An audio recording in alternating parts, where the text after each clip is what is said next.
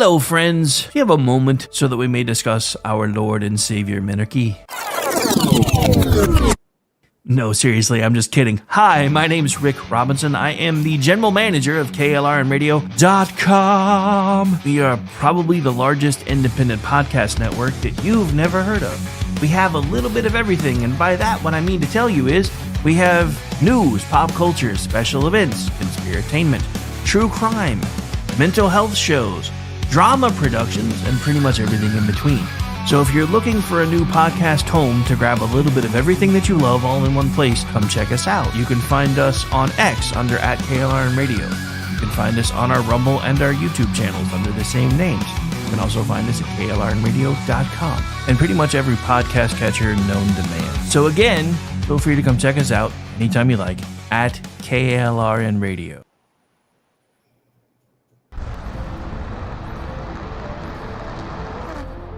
Are you ready to reach for the stars? Tune in to The Lost Wanderer, the #1 monthly podcast on good pods in astronomy. Join our host, Jeff, as he takes you on an interstellar adventure to explore the mysteries of space and the wonders of science. From rocket launches and distant galaxies to the latest discoveries in astronomy, each episode is a thrilling ride through the cosmos.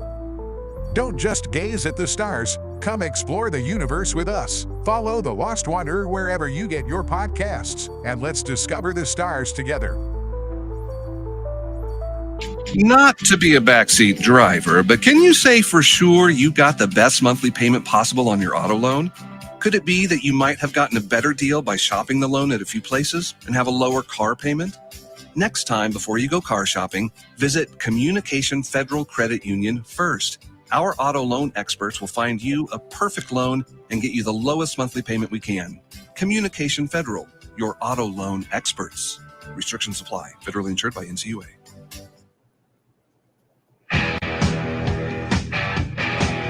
KLRN Radio has advertising rates available. We have rates to fit almost any budget. Contact us at advertising@klrnradio.com.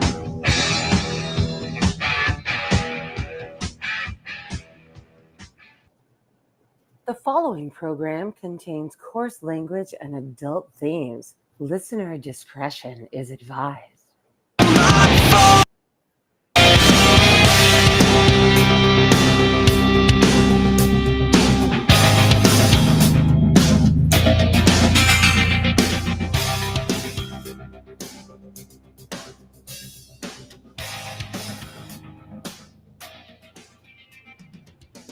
Well, apparently one of my tracks was in the wrong position. I have a feeling my granddaughter was in here pushing buttons again earlier today when I was out with my office.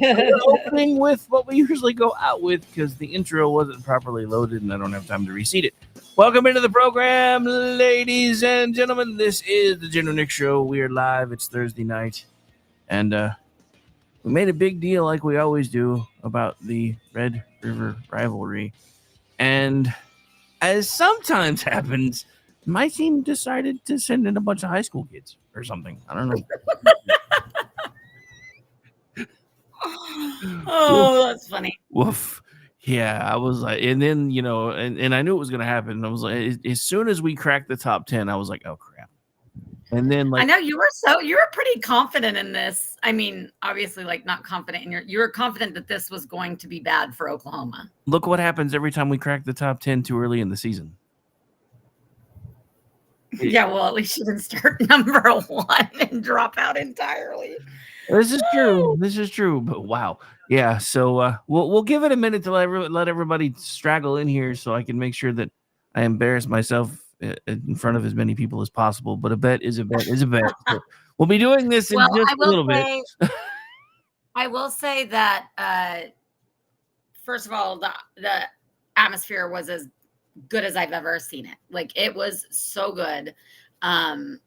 Just all around, just vibes all day from both sides. Like, it's just great.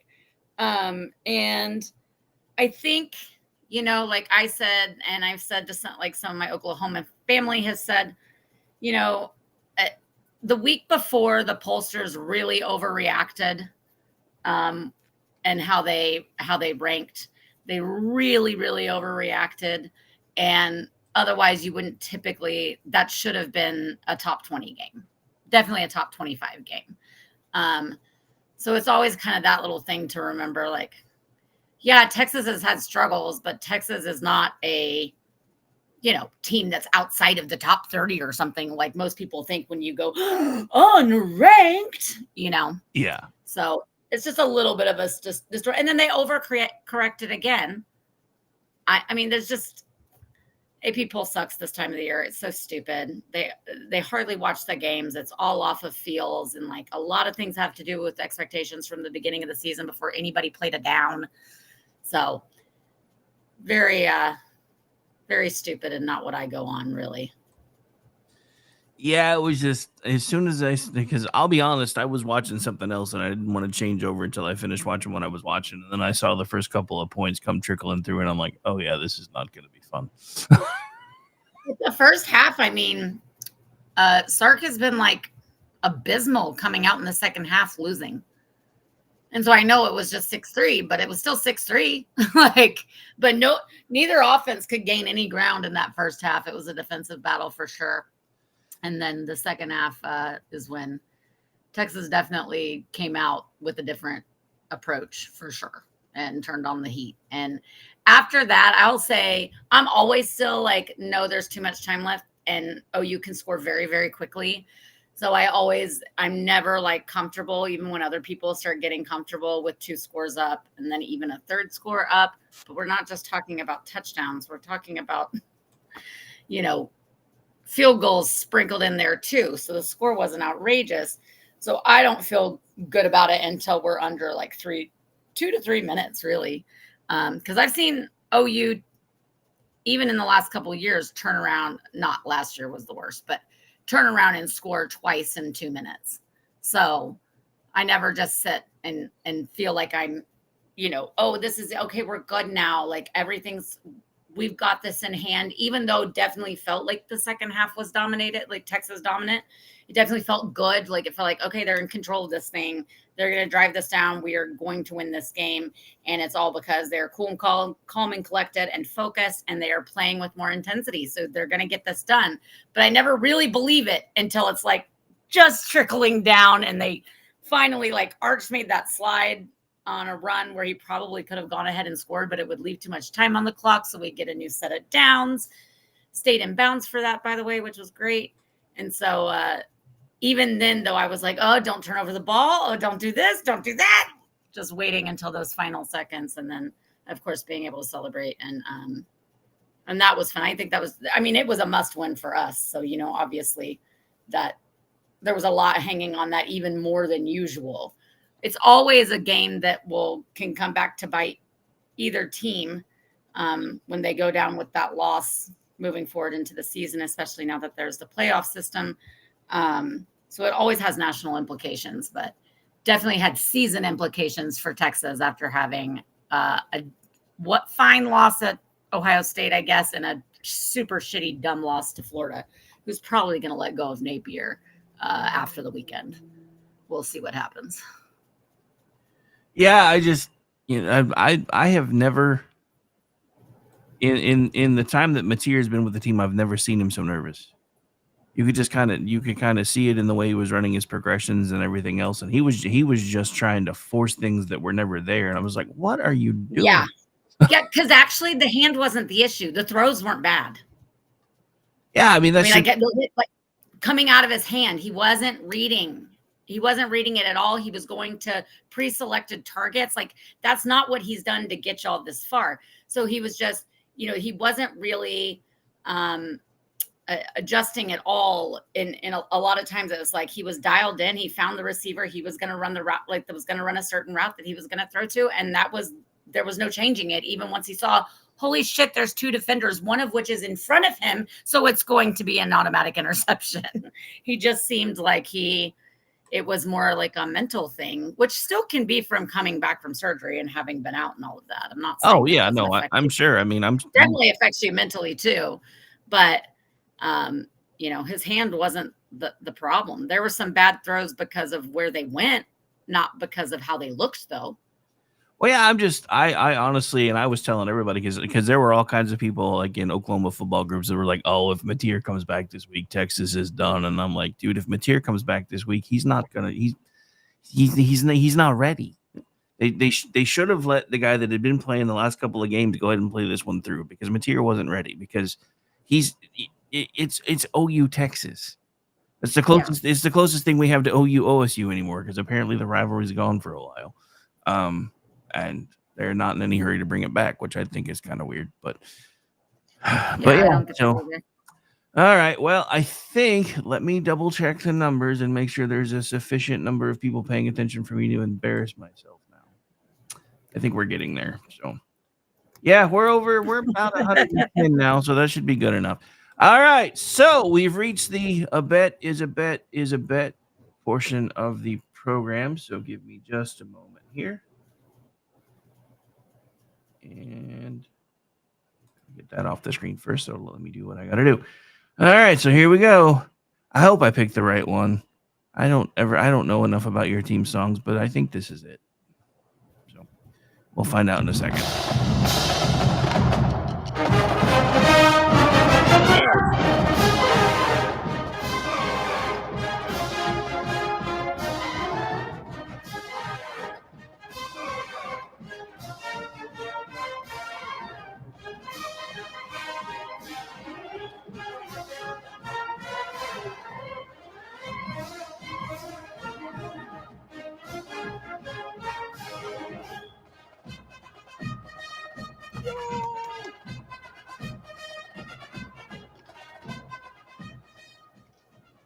Well played, Texas and Hooker. I don't ever want to have to say that again. I worked very hard on the field. I'm dropping your volume too. Not on purpose, but let me bring you back up. All right, go ahead. Okay. I said, well, thank you. You know, I worked really hard that day. I gave all my effort drinking mimosas and having breakfast tacos in the parking lot and making our way into the fair to make sure we had enough coupons to buy beer and taking the kid on some roller coasters and winning some prizes and eating a couple corn dogs. Like, I worked really hard on Saturday, so I really appreciate it. Also, it was really fucking hot. It was so fucking hot. Oh, it was so annoying. Dude, I don't see. I've always wanted to go, but I always like the idea of it being an earlier game. So at least by, a certain amount of time, you could be out going to the fair if you wanted to. I don't know. I don't know. I don't know if I'm gonna dig this whole when I finally get to go it being a mid-afternoon kind of thing. I know it really breaks up the flow of the day because I mean, we used to be able to go from you do parking lot from 8 to 10, go in to make sure you have enough time, go in our entrance, walk through, go ahead and get in the Cotton Bowl, be in your seats well in time for the teams to come in. And then you get out of the Cotton Bowl at depends on the game, but anywhere between 2:30 and 3, usually 2:30 and 3:30. And then you have at least 3 or 4 hours of very bright daylight and then a couple more leading into dusk. And that's more than enough at the fair. Now we have to do the parking lot or do the tailgate. And then you have to go in earlier than you kind of want to. And also you have to get there too early for a 2:30 game because you got to get there because the parking fills up anyways. So you still got to get there at 8 either way, whether it's 11 or 2:30. So then you have to try to pace yourself too. That's the other thing everybody has to do is pace themselves more. And then you have to go into the game early. You have to do rides and stuff before the game. And it just feels weird. It's just not what I'm used to. And it feels really weird. I wish they'd do some or alternate years or something. Do some at 11, some at 2:30, some at 11, some at 2:30. I don't know. But we haven't quite found our rhythm with the 2:30 thing. We used to just have a very good timeline of everything we did, when we did it. Everybody that knew us knew where to meet us at certain times. They're like, oh yeah, the Homesteads will be at Fletcher's Corny Dogs right after the game. Go meet them on the one by Midway. Oh yeah, after that, a couple hours later, they're going to do some Midway stuff with the kid. And a couple hours later, if you want to meet up with them, they'll be in the beer garden over on the front side facing the Cotton Bowl. And then if you want around an hour after that, they'll be at Big Tex. I mean, we had a plan and a routine. We always did. And now we just stumble around and have no real direction and everybody's trying to get calls through and there's no service. And it's fun. It still is really fun. Fun times. Yeah. So did you see that? Did you see they're finally going to hook up the walrus? No. Yeah. John Bolton's being indicted. They're going to get the walrus. They're going to get the walrus. Wow. I did not see that. Yeah, well, it actually happened today. I missed it too. I hit a wall today, so I did my morning show. I ate lunch, and then I was like, I'm just gonna sit down and watch like an hour of TV before I come back in here and get back to work. But I did like 10 days in a row. So next thing I knew, I woke up and it was like 5 o'clock, and I'm like, holy crap! Yes, been there, done that for sure. I feel But like yeah, so I woke up to finding out the mustache is gonna get perp walked, and I was like, yay! I mean, he's not really gonna get perp walked, and that's I love the left is, oh my god, this is weaponization, blah blah blah blah blah. Well, first of all, if it is, y'all started it. Second of all, don't talk to me about it being full on like weaponization and him going after his enemies till he's got people kicking in their doors and dragging them out of their houses, kicking and screaming. That was what happened when it was not our turn. yeah. So Where's the in the dark early morning raid? right, I dude, I would be bringing popcorn. I mean, I was gonna say honestly, like we're owed this. Okay, this is first of all, it's what TV tells us happens, and then second of all, it's what you actually did to former members of the Trump administration. So we deserve this. Like it's also just good TV when we get those shots later, or like someone picks it up like right as it's happening, or the grainy cell phone video. Like that's our entertainment. How dare you deny us that? If you're gonna do all this bullshit, how dare you deny us that? I mean, you know, and I know we're being slightly facetious, but for me, not really, because I'm being serious. We didn't start any of this; they did, and the fact that they keep coming back to it and saying, "You realize how much worse this is going to be when the Democrats get a turn to weaponize the government against Republicans." I'm like, have you been sleeping for the last 4 years? Were you in a coma? Right. Were you just not paying attention? Because yeah, this has already happened. That's like Tish James is like, you know, doing the whole defiance thing. I didn't do anything wrong, and this is weaponization. I'm like, dude, you told him this was going to be your second residence to get a cheaper interest rate. Then you rented out the place to a family member who happens to be on the lam, for God's sake. You're the Attorney General of the state of New York, and you have a fugitive in your rental property. The hell? The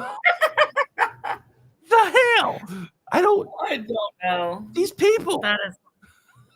That's like the debate for the Attorney General for Virginia was tonight, and dude was like, "I'm sorry for my threat themed posts, or my threat themed."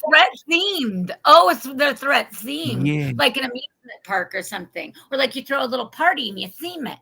Yeah. So wasn't that cute? His threat themed messages. What? Poor Boo. He just had some threat themed messages. That's all. It was a threat theme. Didn't you get the memo? He didn't mean it. He really didn't. I promise. Whatever. It was the theme. Don't you straight people understand themes? Apparently, I do. They're important. Apparently, I do not, but that's okay. Hey, we have an Amish sighting in the chat. He's been kind of quiet, but I saw him type first, so I know he's here somewhere. Oh my goodness. Well, what? Oh shoot! What was I gonna say?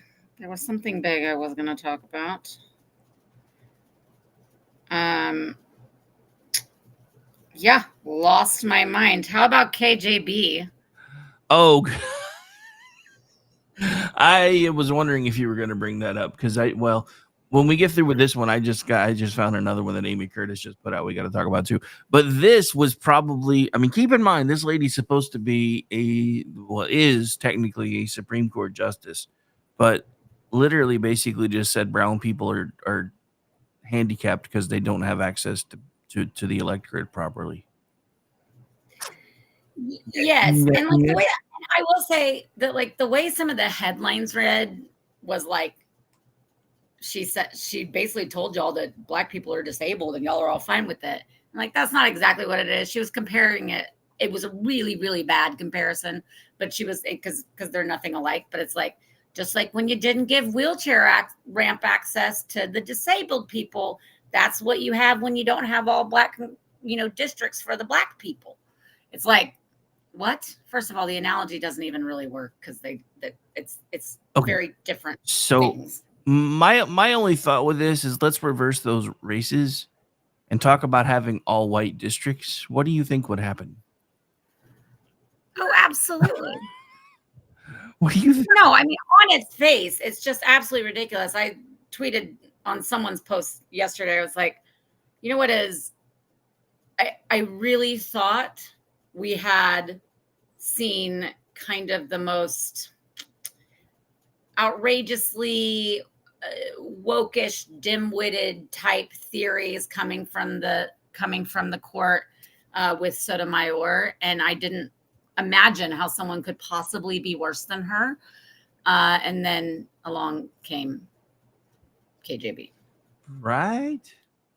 I mean, that's the thing I think that is frustrating too, is that, these are lifetime appointments. And even if there was going to be someone that leaned liberal that he picked, there are thousands of qualified, and if he had to be a Black woman, there are thousands of qualified Black women. Yeah. There's probably 100 right around the DC area that meet all of a really high standard of qualifications and have experience on a bench that would have been far superior choices. So yeah, did you have to pick the one that was dumb as a post? But I'm starting to think that literally, like, there were lots of people to fill that quota that actually were competent, and this is just fucking embarrassing.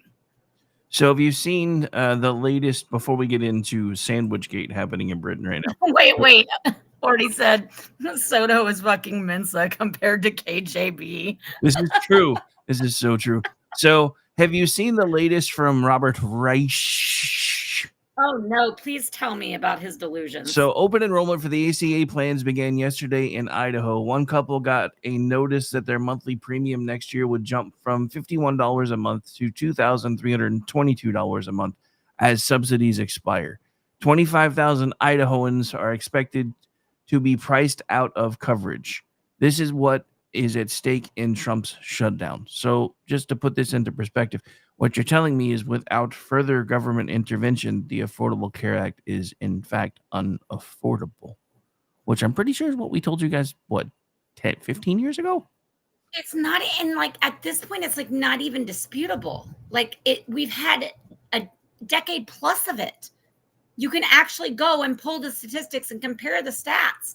Like you can compare anything you want, every single level. We have the data. It was absolutely colossally more expensive. Wow, I cannot speak. Colossally more expensive. Well, the thing that astounds me, and I've been talking about this a little bit more openly now that I don't work there anymore. When I was working for the University of Oklahoma, I was on contract to the Department of Human Services, and I worked for the child support division. And I started as a phone monkey. I then started training other people how to be the phone monkeys. I then started taking escalations for the other people who were being phone monkeys. And one of the things I had to say during escalations all the time is, I'm sorry, we can't really discuss that with you because it's covered by HIPAA on a child support phone call. What?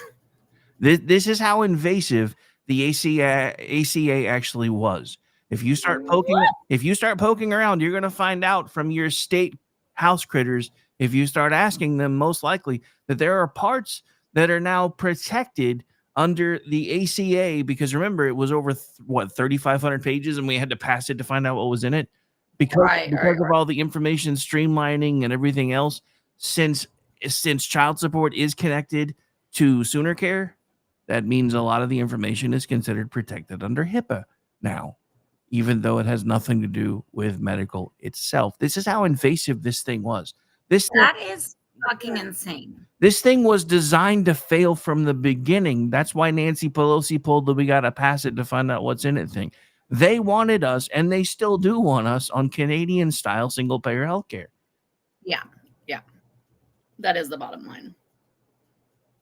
And now that we're starting to point out if we were on single payer, it wouldn't be. When you're like, well, so what you're telling me is the Affordable Care Act's unaffordable. This is why we should add single payer. No. It's why we should have left it the fuck alone and made reforms around, insurance. Dude, there were so many things that we could have done. Like for one, start making, hospitals and doctors' offices give you transparent pricing lists for their procedures. Sure. Because the other thing that drives me crazy, and this is something that just happened like a month ago, and somebody put it out on social media. They had, and again, I haven't fact checked it, but from how things work around here, it is at least 70 to 80% plausible. So they had a child, so they got their labor and delivery and all those bills, and it was like $12,500 or something. So they contacted the hospital back and said they were going to be paying them in cash because they weren't running insurance. Bill came back as $2,500. So there was apparently a $10,000 markup between insurance and private pay. Yeah, and I actually in college did a lot of digging into this because I had to write a 50-page paper on basically any kind of mostly political action committees, I think was what we were trying. So I did the Texas Medical Political Action Committee. And I had a family friend that's a doctor that gave me access to a lot of her stuff that didn't have any patient information, but that was like for them to use, resources, dashboards, like all this type of stuff, peer-reviewed articles, all and research. Anything like that. She gave me her access. And the more I dug, the more like astonished I was on a regular basis of the ups and downs within the insurance companies, the increasing demands, what they can and can't get away with, what the doctors has control of, what they don't have control of, but the Human Health Board has control of.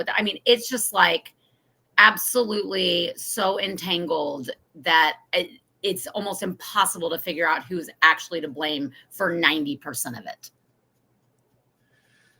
Like, it's just mind-boggling. And I don't know where you start, but I know we didn't have to do what we did. And we did not have to go to the ACA, which we knew was going to be outrageously expensive, mostly not work, and would end us up in this kind of boondoggle we're in now. Yeah. So, speaking of boondoggles, we're going to jump across the pond a little bit. Amy Curtis, one of my former colleagues over at Twitchy, who's now writing full-time for Town Hall, found this one, and this one's a doozy. Title of the piece is "You Are the Carbon They Want to Reduce." You'll never guess what's going on with sandwiches in the UK, though. They now have a daily carbon allowance score on their sandwich packaging. I'm sorry, what?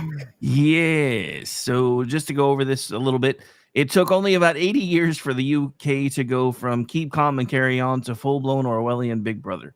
The nation plans to institute a digital ID to help tackle illegal migration, make accessing government services easier, and enable wider efficiencies.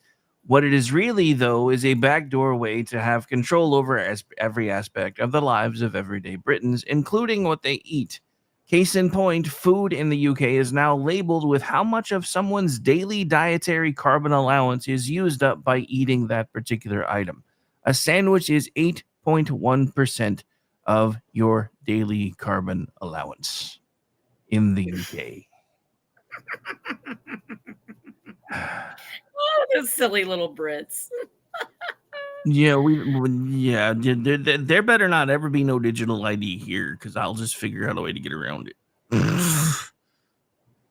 I mean, the carbon allowance thing is bizarre to me. Obviously, right now it's just suggested, but they'd like to enforce it. Oh, it's going to be enforced eventually. That's the whole reason. Like, that's the only reason you go down this. Yeah, that's not the only reason you go down this path at all. I mean, it happens to the Chinese all the time. That's why I can't believe they're going along with this, because the Chinese all the time, they'll get in to go start their car and it won't work because, I'm sorry, your social credit score is not high enough for your car to function right now. Excuse me. Excuse me. They also told their citizens that that America blamed them for 9/11 to keep them in fear and allow them to have greater control, because they said America's coming to get us and go to war. And they were able to keep them believing that for several years beyond 9/11, not knowing that we'd actually pinpointed it as Al-Qaeda and we're blaming Saddam Hussein most of all. Fucking wild. Nice.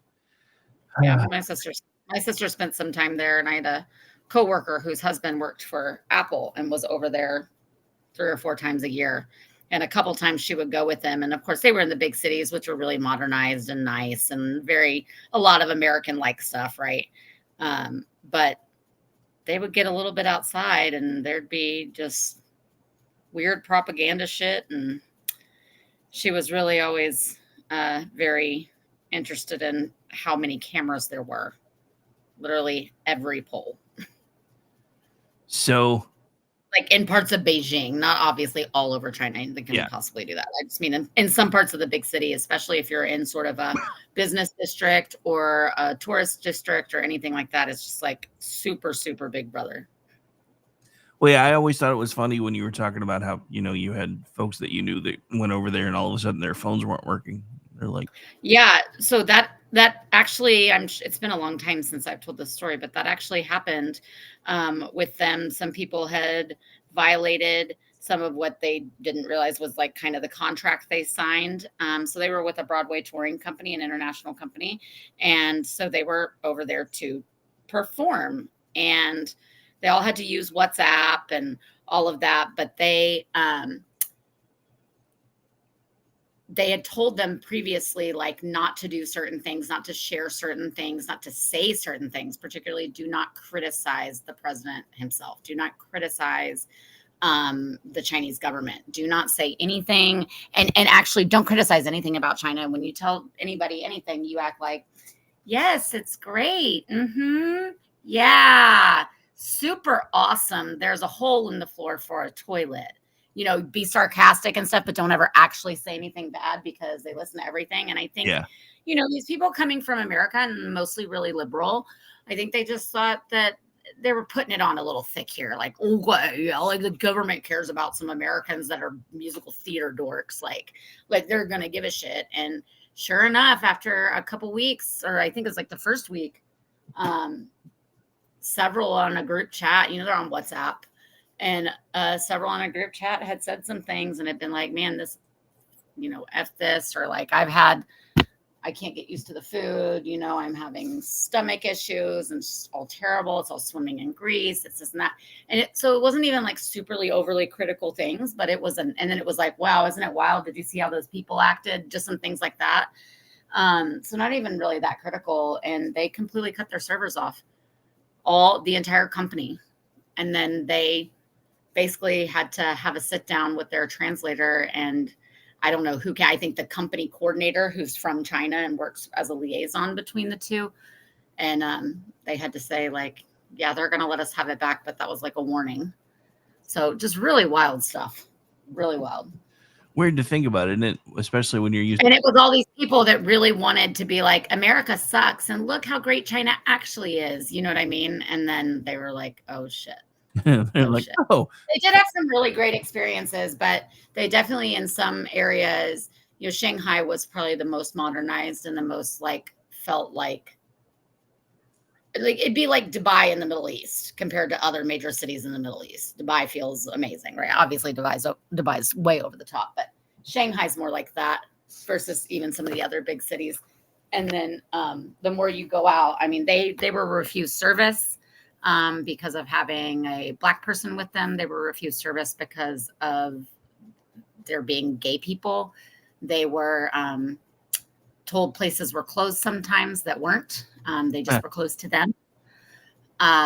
They got a big dose. These very liberal-minded people that wanted to believe the only reason other country is bad is because of America got a huge, huge shock when they spent the better part of 3 months in China.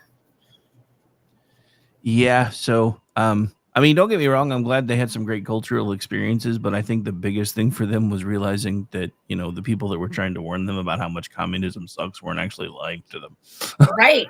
Yeah, no. And because they did travel through some of the more rural areas, and there was one kind of town in particular they couldn't even believe they were going to, because they were like, what? But they have this theater. So people come from all over the region, and this town itself is small, but the region has a lot of people, and they couldn't believe that they were staying in this pretty small town that had one regular store, only had a few things open. It was just a very, just a very rural town. So at that one, they actually were treated the best, and they had like a guy that had the only shop, and they were looking for stuff, and he's like, what do you want? What do you want? And they were like, oh, do you have any white wine or like rosé? And he's like, no. And then he Googled it on they were all talking through Google Translate, Googled it on his phone and found it like this. And they were like, yeah, that'd be great. And he's like, I'll have 2 cases on Monday or whatever.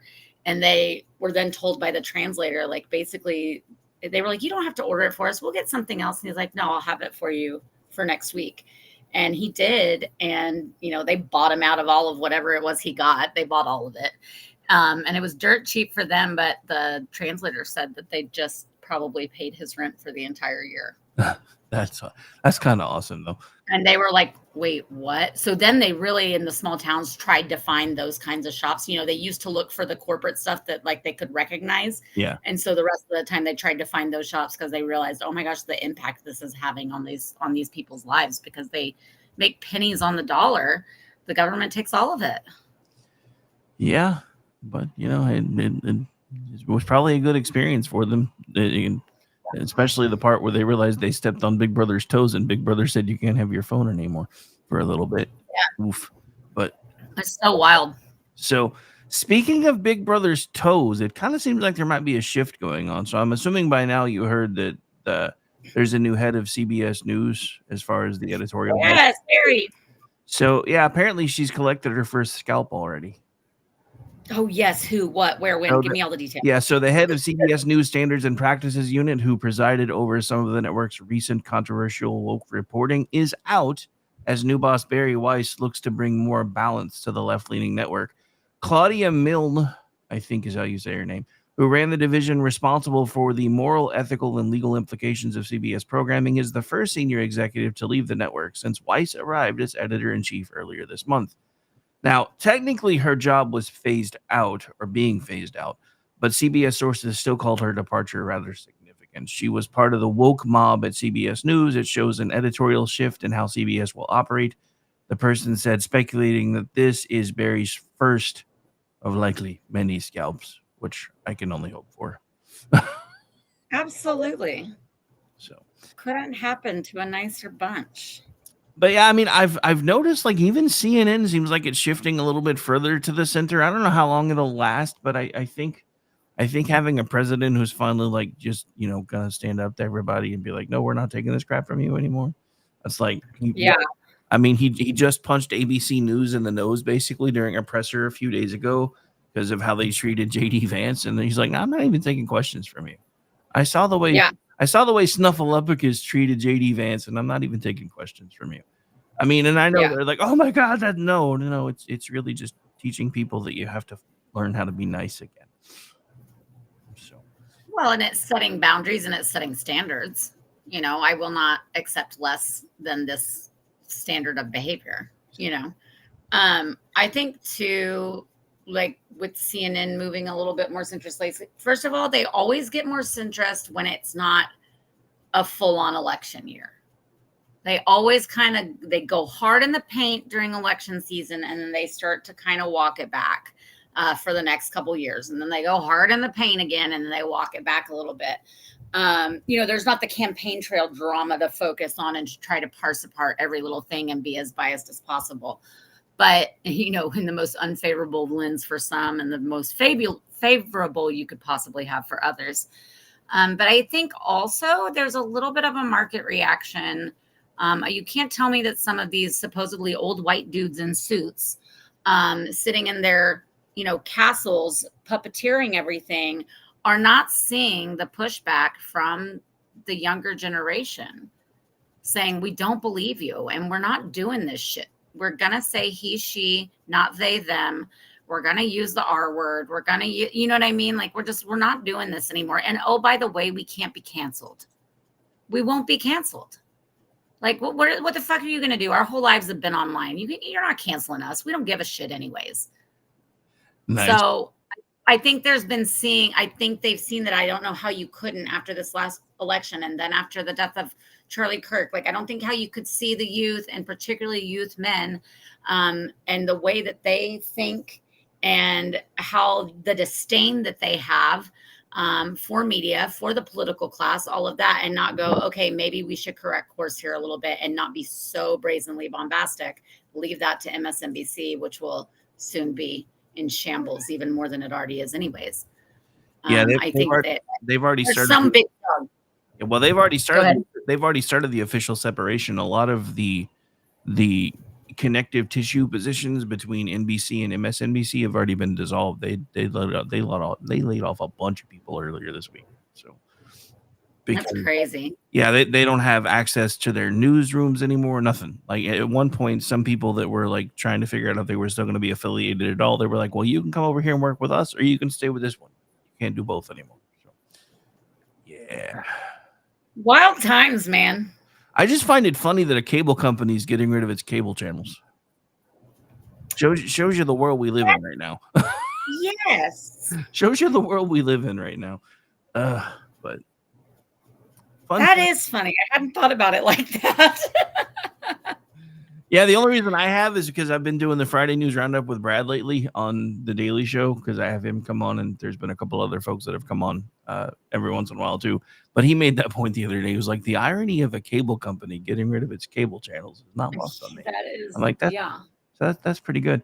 So, so I just gave CNN a little bit of praise for being more centrist, but I do have to talk about this because they had a town hall last night with the occasional Cortex and the socialist who has three houses. And apparently at one point she said something about how, they needed drinkable air. Oh, brother. Didn't she also call out about what she, I guess, thought was a chemical company of some sort or some sort of manufacturing company about dumping their chemicals and waste into the rivers? And it turns out the company she named is like an accounting firm. They don't have hazardous materials. Well, and then in one part of this thing, she's like getting all animated and smacking her hand and talking about how, the leader of the House needs to be negotiating with Hakeem Jeffries every single day. And if he's not doing that, that's a failure in leadership. And I'm sitting here thinking the House has already done their job. They passed the CR. It's left their chamber. It's now in this Senate. Yeah. It is up to the Democrats at this point to reopen the government or decide not to. And I have to admit, I don't care if it ever reopens. I just don't. I want, and I know they're going to stop him at every single turn, but I want Donald Trump sending Doge and Russ Vought in there with red pens and scissors and scythes and all of the above and just cutting as much as they can possibly cut until the Democrats realize they're either going to have to cave and go ahead and reopen the government, or until we finally yet again have a government that is small enough that we could drown in our bathtub, which is what most of us really want anyway. Because I still am astounded by the fact that we have programs funded by and through our government that are considered non-essential. That makes absolutely no sense to me. Our government should never be funding anything non-essential. Well, there's just also just so much that even if you make an argument about what it should fund, there's so much that is unjustifiable. And for some reason, we just continue to rubber stamp it for years and years as the deficit grows out of control. Oh, did you see this about the Chicago mayor, Brandon Johnson, what he said? I don't think I saw that one, so feel free. So he is proposing a new head tax to fix the deficit after, he destroyed the budget. Hang on. Before you keep going, this is kind of required now. Giggity, giggity, goo. Okay, how do you keep going? Tax, except for it's not nearly as fun as you'd think. All companies employing 100 plus people in Chicago will have to pay a tax of $21 per employee per month, simply for having employees. That's interesting. Well, that's so, like, Mamdani the commie, or however the hell you say his name. I think I said it right that time because it's the N on the end of his name and then the M at the end of commie. So I think I got it right that time. So he was talking the other day. He actually did Martha McCallum on Fox News. I was kind of surprised. And he was talking about raising the top tax rate in New York City by 2%. I had no idea what the top tax rate was in New York City. And then he said it would be going from 50 to 52, and I swear to God, I just about fell out of my chair. Yep. People making $1 million a year or more in New York City are handing over half of their money. It's no wonder they're finding ways to get around it. And the funny thing is, they keep talking about taxing the rich, taxing the rich, taxing the rich. The rich have enough stuff tied up in assets that they don't have to pay taxes. They have universal basic life insurance policies and family vaults that they've built over time that they can draw back from. They've got properties they can pull money from when they need it. So this whole idea of continuing to tax the rich, this is why nothing that Biden actually tried to do worked the way it was supposed to. And it was, well, you're not going to see a tax increase unless you're making more than $450,000 a year. And then we're going to start the $600 transaction Venmo tax. That's not what? That's not that what? Yeah. Anyway. No, it's out of control there for sure. But think about like Chicago, where people have already complained about, outside of the like major touristy and business areas. I mean, things have been on decline for several decades. I mean, you've got neighborhood shops closing up shop because they just don't want to deal with whether it be the gang activity or other kind of unrest and things going on. They're tired of getting robbed. They're tired of so you've already got all that going on. And then you're going to go further and you're going to de-incentivize companies to stay in Chicago. Because 100 plus employees means that they've got a pretty big footprint. And you're going to tell them pay this much money or per employee per year, or else what? Or else what? Who has the control here? Or else see you later, just like everybody's been bailing out. Companies been bailing out of all the major cities in the country and all the blue states in the country. They're just going to say, fuck you, bye. They'll go set up shop in Wisconsin and get whatever they need over to Chicago whenever they need to. Well, on Fox and Friends this morning, I think his name's Terrence. He was talking about the fact that I guess there is the beginnings of a stock exchange in Dallas.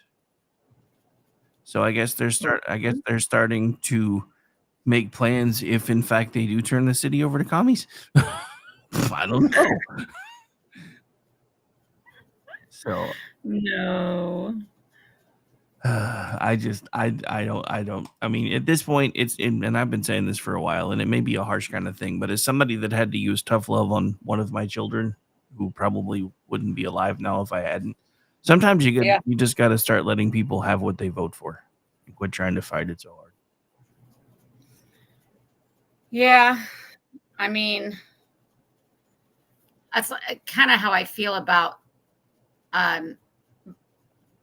Like I understand like that mentality, but then it's kind of how I feel about what's happened in some of these areas. And it's definitely already happened in Europe, but like in Dearborn, where they just kind of did stop fighting it and they just gave up and let them have their own city with their own rules. And like the problem with a Muslim invasion is that they don't retreat ever. Yeah. I mean, I guess it's kind of the same with the commies though, too. But at the same time, I don't know what to do anymore because the commies are bigger pussies than the more radical Islamists, though. Well, I mean, that's probably true. Sorry, I got something in my throat all of a sudden. Yeah, but they're more terrifying. Commies are commies, but they're not well organized here.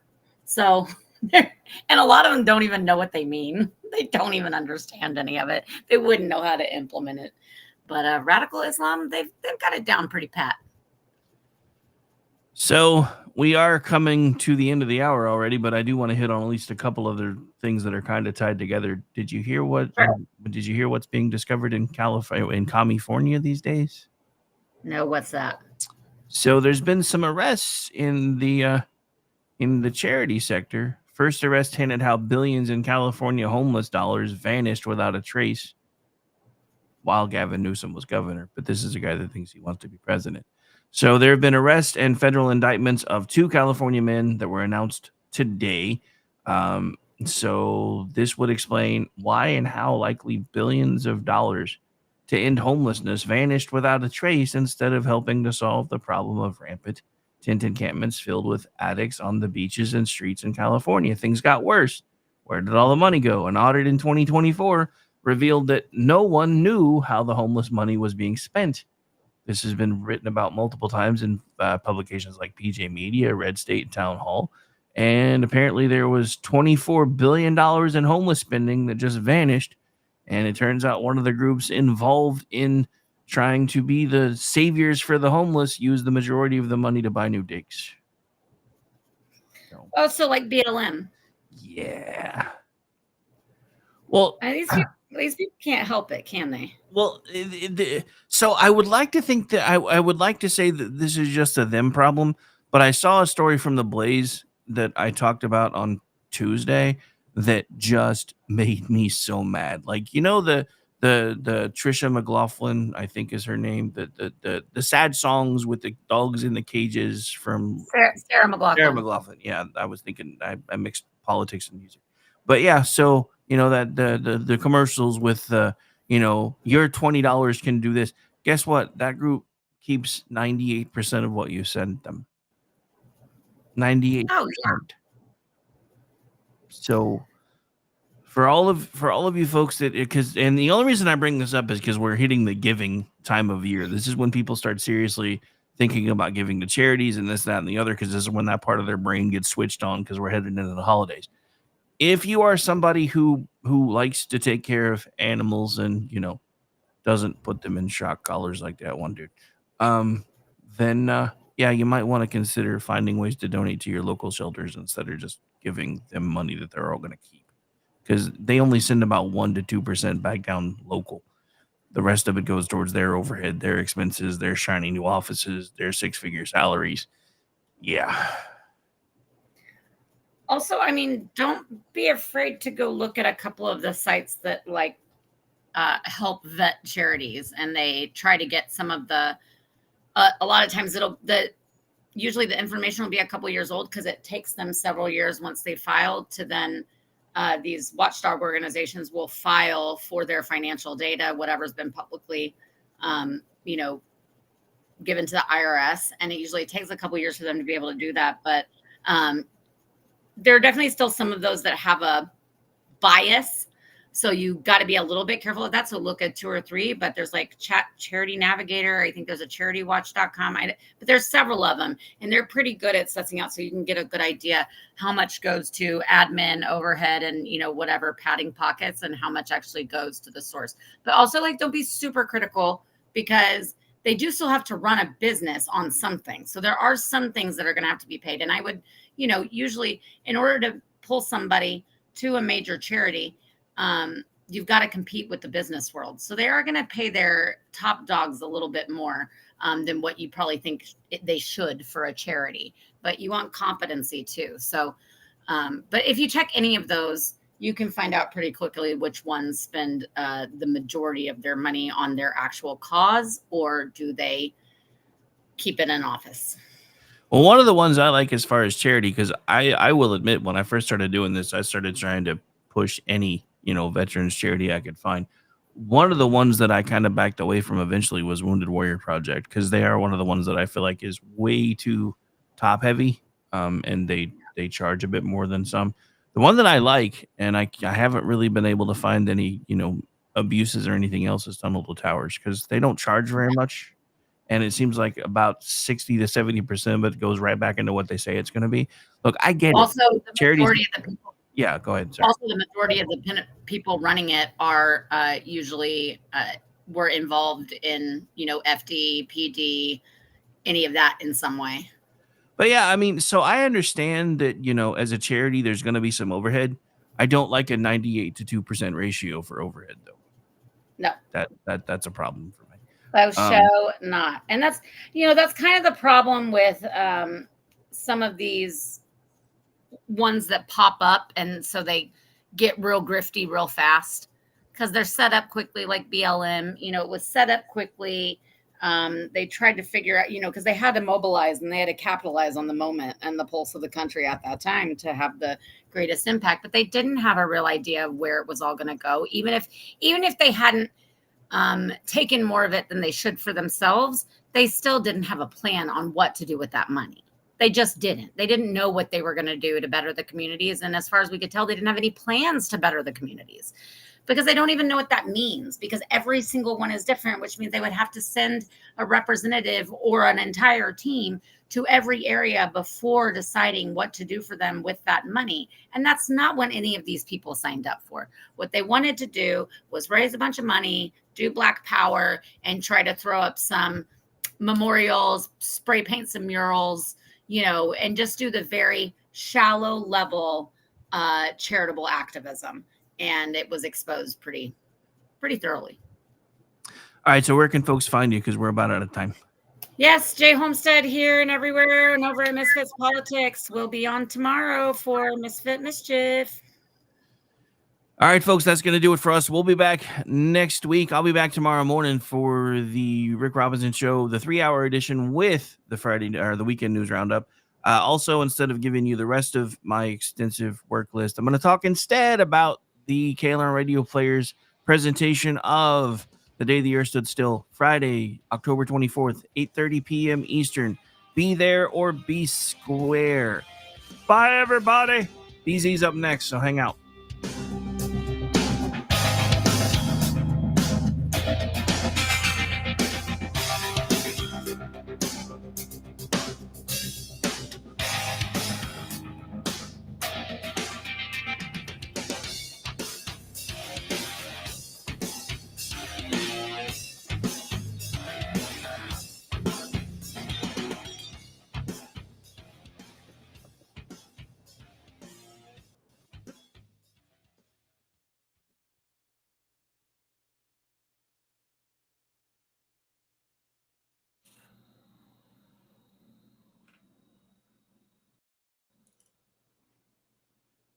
The show's going to start in just a second, folks.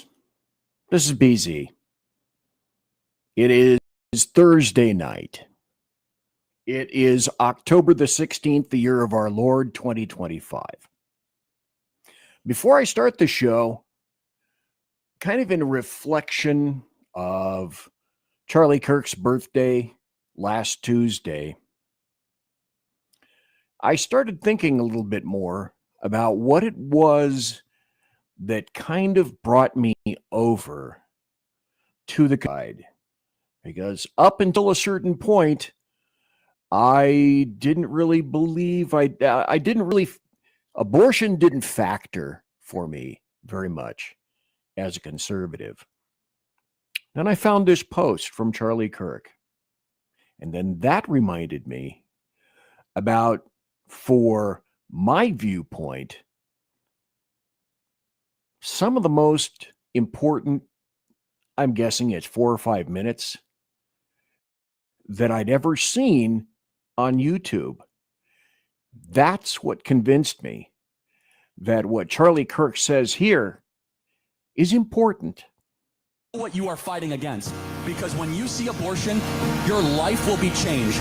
My mom went through 5 abortions before she decided to keep me. That we allow the massacre of 1.5 million babies a year under the guise of woman reproductive health. The woman is the patient, the fetus is the problem. We're going to discard them. Why? Oh, they're smaller. They're not humans. No, that's a baby made in the image of God, deserving of protection.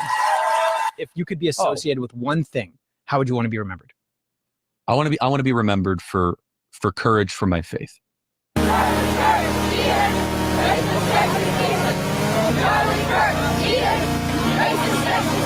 Is it a human being in the womb? Yes or no? Yes. Well, then why don't you get the human being rights? Well, that's what I'm trying to just ask the question. Why does that human not get rights and you do? Well, my question, why do you get rights and the baby doesn't? There is no excuse for murder, period. What is the first thing human rights? Life. Every human being has the right to life, period, hard stop. During an abortion, they actually inject poison as the baby squirms. Have you ever watched an abortion? It is one of the... Yeah, actually I have. And I encourage every human being to watch one. And so I watched one, and I heard about it. Based on false premises, one after another after another. It's time to stop wasting time, get on with meaningful work, and stop picking on women and trying to take their choice away. I yield back the balance of my time. The time of the gentleman has expired. We welcome our distinguished witnesses today. Do you and each of you swear that the testimony that you are about to give shall be the truth, the whole truth, and nothing but the truth, so help you God? And I'll now begin by introducing today's witnesses. The first witness is Dr. Anthony Levatino. Dr. Levatino is a board-certified obstetrician gynecologist. Over the course of his career, Dr. Levatino has practiced obstetrics and gynecology in both private and university settings, including as an associate professor of OBGYN at the Albany Medical College. And Dr. Levatino, we'll begin with you. Welcome. Thank you, Chairman and members of the committee. I only have 5 minutes, so I'm going to get right to it. Second trimester D&E abortions performed between roughly 14 and 24 weeks of gestation. Your patient today is 17 years old. She's 22 weeks pregnant. Her baby is the length of your hand plus a couple of inches. And she's been feeling her baby kick for the last several weeks, but she's asleep on an operating room table. You walk into that operating room scrubbed and gowned, and after removing laminaria, you introduce a suction catheter into the uterus. This is a 14 French suction catheter. If she were 12 weeks pregnant or less, basically the width of your hand or smaller, you could basically do the entire procedure with this. But babies this big don't fit through catheters this size. After suctioning the amniotic fluid out from around the baby, you introduce an instrument called a Sofer clamp. It's about 13 inches long. It's made of stainless steel. The business end of this clamp is about 2.5 inches long and 1/2 inch wide. There are rows of sharp teeth. This is a grasping instrument. When it gets a hold of something, it does not let go. A D&E procedure is a blind abortion, so picture yourself introducing this and grabbing anything you can blindly and pull, and I do mean hard, and out pops a leg about that big, which you put down on the table next to you.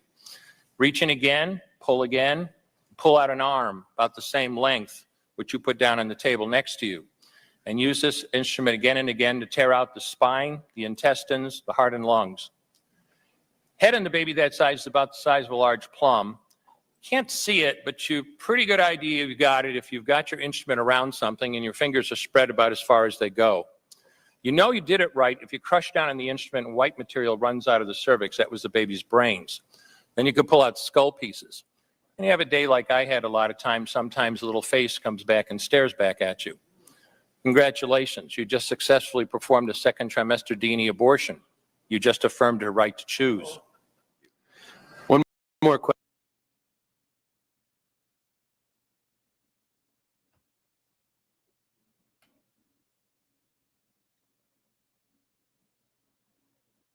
Any response to that? Leftists? Democrats? Anyone at all? Yeah, I'm mostly hearing silence. A lot to go over tonight. Hate to start on a downer, but that's why. You're listening to Late Night Radio on the SHR Media Network. Caution, there will be mature themes explored and potentially adult language used.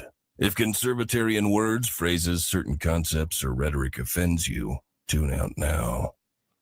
I have come here to chew bubble gum and kick ass.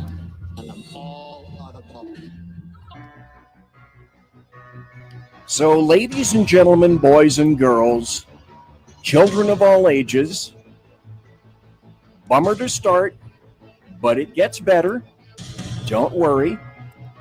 I am BZ, and welcome to BZ's Berserk Bobcat Saloon radio show, where I am broadcasting from North Idaho in an actual free state. I am this guy. I am your conservative Sherpa, guiding you through the maelstrom of Democrat, leftist, and globalist lies, chaos, deceit, and betrayal. Now, what you're going to hear for roughly the next 2 hours consists of my opinion and my opinion only. Tonight, the main theme is Democrats basically uncork on Democrats. And so we'll be consulting the carousel of amusing GERP, the Chicago death toll. Stand by for news, happy stories, and a whole lot of other buttery political goodness. I'm doing the job the American media maggots won't. I'm fundamentally changing America one leftist diaper at a time. We don't water our drinks right here, just like we don't water our conversations. We are still serving stiff drinks in the saloon, along with facts, history, logic, rationality, proportion, context, clarity, tradition, and common sense. So, politics, crime, culture, religion, economics, race, sex, science, law, we talk about it all right here at the saloon, where the speech is free but the booze is not. I am streaming live right now on a whole bunch of different places. And if you look right here, you can see I'm on X, a couple of different places on X. I'm streaming live on Rumble. I'm streaming live on YouTube. We'll talk about YouTube in just a second. Soon we'll be on Spreaker live. Spreaker is going to go back live. Facebook, Twitch, and KLRN live tonight. KLRN live tonight. So I'm extremely happy to be here. As per normal, I've got a metric ton of stuff for you. But I want to begin, let's start with the comments. Let's go up to the top of the comments and introduce some of the people and the acts you've known for all these years. UBG, Unpleasant Blind Guy, is here. He's relatively pleasant. Canada Heavy Hall is here. Mike Pasqua is here. Mission Ready Men is here. Stop right there. Okay. If you're not listening to Mission Ready Men, to Earl Jackson every Tuesday and Thursday morning on the SHR Media YouTube channel, and I'm mentioning that very specifically right now, then he starts at 9 a.m. Pacific, noon Eastern, and a tip of the old fedora to the tiara right here, to Earl Jackson, who kicked our ever-loving asses all over the place today. His morning show got 256 views on YouTube. So if I had music, or if I had a choir or anything like that, they would be playing right now, because that is absolutely incredible and stellar.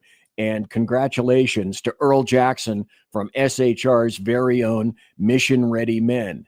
Incredible. And also, let's go down here. Let's see. I mentioned Canada Heavy Hall, Big E, and Ricky Robinson. Ricky Robinson, he love you long time, is in chat. And let's see, who else do we have? Anybody else? Mike Pasqua, any sipping whiskey? Oh, Mike, it's funny you should mention that, good sir, because my mug has changed for the night because of the theme. So yes, I have clear potato. Well, if I tilt it anymore, it's going to come out. It's going to pour out. But because it's a themed show, here's my mug for tonight's show. Demorats Uncork on Demorats. And I hope you all at home are drinking responsibly. I hope you're all having a great time. I hope soon, despite that introduction, I hope that soon I'm going to be, well, especially with what's coming next, OMG, I hope that what's coming is guaranteed to put an upwards crease on your pie hole. Because what we're going to be talking tonight with regard to Demorats is essentially a total scrotal failure in which hilarity may ensue, and alcohol, well, definitely for me tonight, will be involved.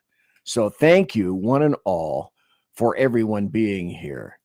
And Mission Ready Men, again, kudos. 256 hits this morning on YouTube for us, for SHR. That's pretty damned amazing. That's absolutely fabuloso. Let me see if now for the next, let's see, 1, 2, 3, 4, 5, 6. I have 6 videos that we're going to be starting out with tonight. And you can most definitely put them up with regard to the carousel of amusing GURP, because each one of these, I was sent these videos surreptitiously, quite covertly, so that you won't find them on any other show. The first one is a continuation of training. I believe, if I'm not mistaken, this is Antifa, so that you can see that they're training to fight us on, let's see, what is it, October 18th, which is Saturday, I believe, mostly in D.C. No King's Day, and this is how they're training. Oh, BZ, would you turn the sound on? Because the sound is good.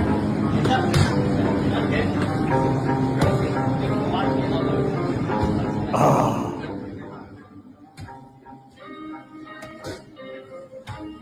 You can see how diligent they are in terms of their training. I had to pay $500 for that video. Here's another one. Now, this is Tim Walz. Did I get that right? The governor of Michigan? Not Michigan. Minnesota. This is Governor Tim, and he himself is training. Take it away, Tim.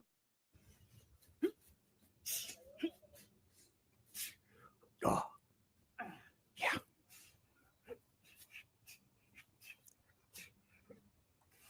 Tim, great job.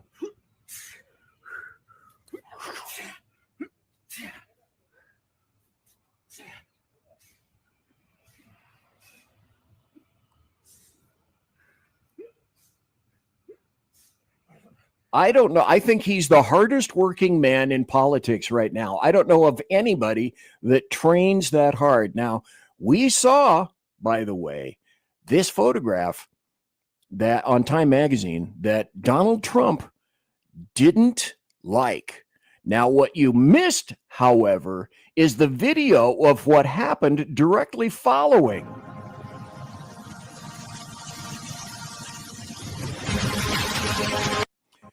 That's the video that you never see. But I happen to have it right here. And that's one of the main reasons that you guys tune into me. And another covert. And remember the interview given by Barack Hussein Obama. And this is 30 seconds that for whatever reason, you'll be able to understand when you see this. 30 seconds that never made it to the American media maggots. Now, Barack, if you would, take it away, please. It kind of surprised me, to be honest. I mean, I knew she had a penis and all, but I guess I never really thought about how big Michelle's penis could be. You know, we just kissed and shit like that. But one day we were having a few drinks and we started dancing salsa and see, all the time telling you alcohol may be involved. Holy shit. Thought you had a snake in her trousers. See, and that's the part that you didn't see, but that's why you come to my show. That's why you listen for the great videos that I play before we get into the meat of the matter. You've heard this before anytime, but wait, there's more. Republicans have been appealing to audiences, especially young people like myself, online using social media. Why does Republican messaging on social media seem so much more effective than Democratic messaging, and what can we do about it? Wait for it. Well, that's a great question. I think the Republicans are effective. They have learned a lot about social media. And by the way, it doesn't hurt that their friends own all of the major. Right. They have friends that own all the media, is what Bernie Sanders was about to say. You know how correct that is. Then, finally, this may be the best video of them all. Before I get into where am I going to be going after this? We'll be going into this in just a moment. Oh, before I get to this video, I almost forgot. Let me set up the video and put it up right here. This is just a reminder, a promotional reminder that next Friday night will be the KLRN Players producing The Day the Earth Stood Still at KLRN Radio on X. And so you need to be here. BZ is going to be here. He's going to be involved. Shoot, don't look at me. Don't think that I'm reaching for something over here. Because I used to have a producer. And now I have to put something like this up and not talk directly into the mic so that I can cue something else. Anyway, the reason I'm saying this is because BZ is going to be in this play next Friday night on KLRN in honor of Halloween, the day the earth stood still, with the KLRN players on the 24th at 8:30 Eastern, 5:30 Pacific, and BZ is going to be in that. I hear that he is going to be playing. I am going to be playing the hubcap. I'm not sure. Maybe both the hubcaps or the lug nuts on the 1941 taxi that drives Gort around in D.C. And again, if I had applause, there'd be nothing but applause at this point right now. Let's go back to the comments before I locky low on this show. Yeah, we got to figure out how to keep it going. And also, this is very interesting. We've gone up. We now have 648 subscribers. You too can subscribe to the SHR Media YouTube channel. We would love to have you do that. Also, don't forget, if you go to the SHR Media channel, please click on the bell on the SHR Media channel on YouTube. Click on the bell, because what that does is that will provide you with notifications when our shows are upcoming. That is a great thing. Let us all continue, if we could, then with chat.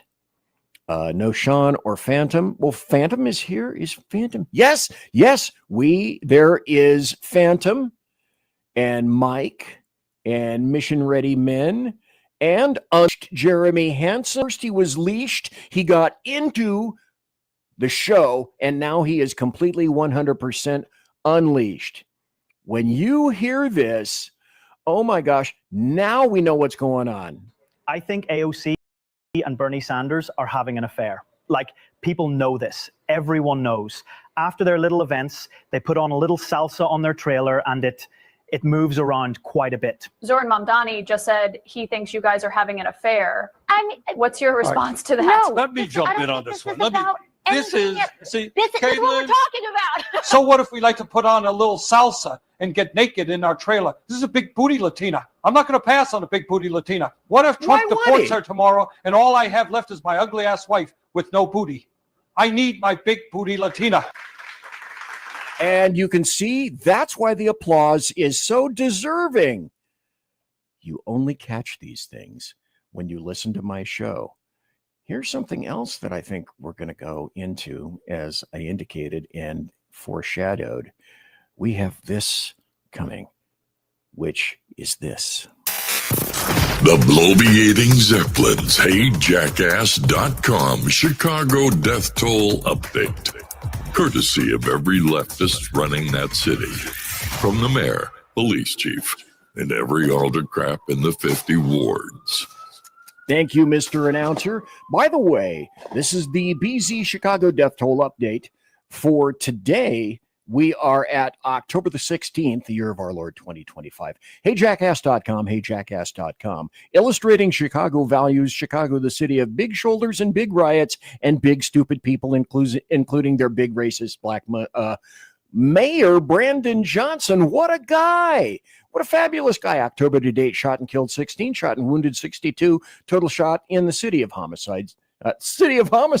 Freudian. City of Chicago, 78. Total homicides, 19. Week in progress, October the 12th to October the 18th.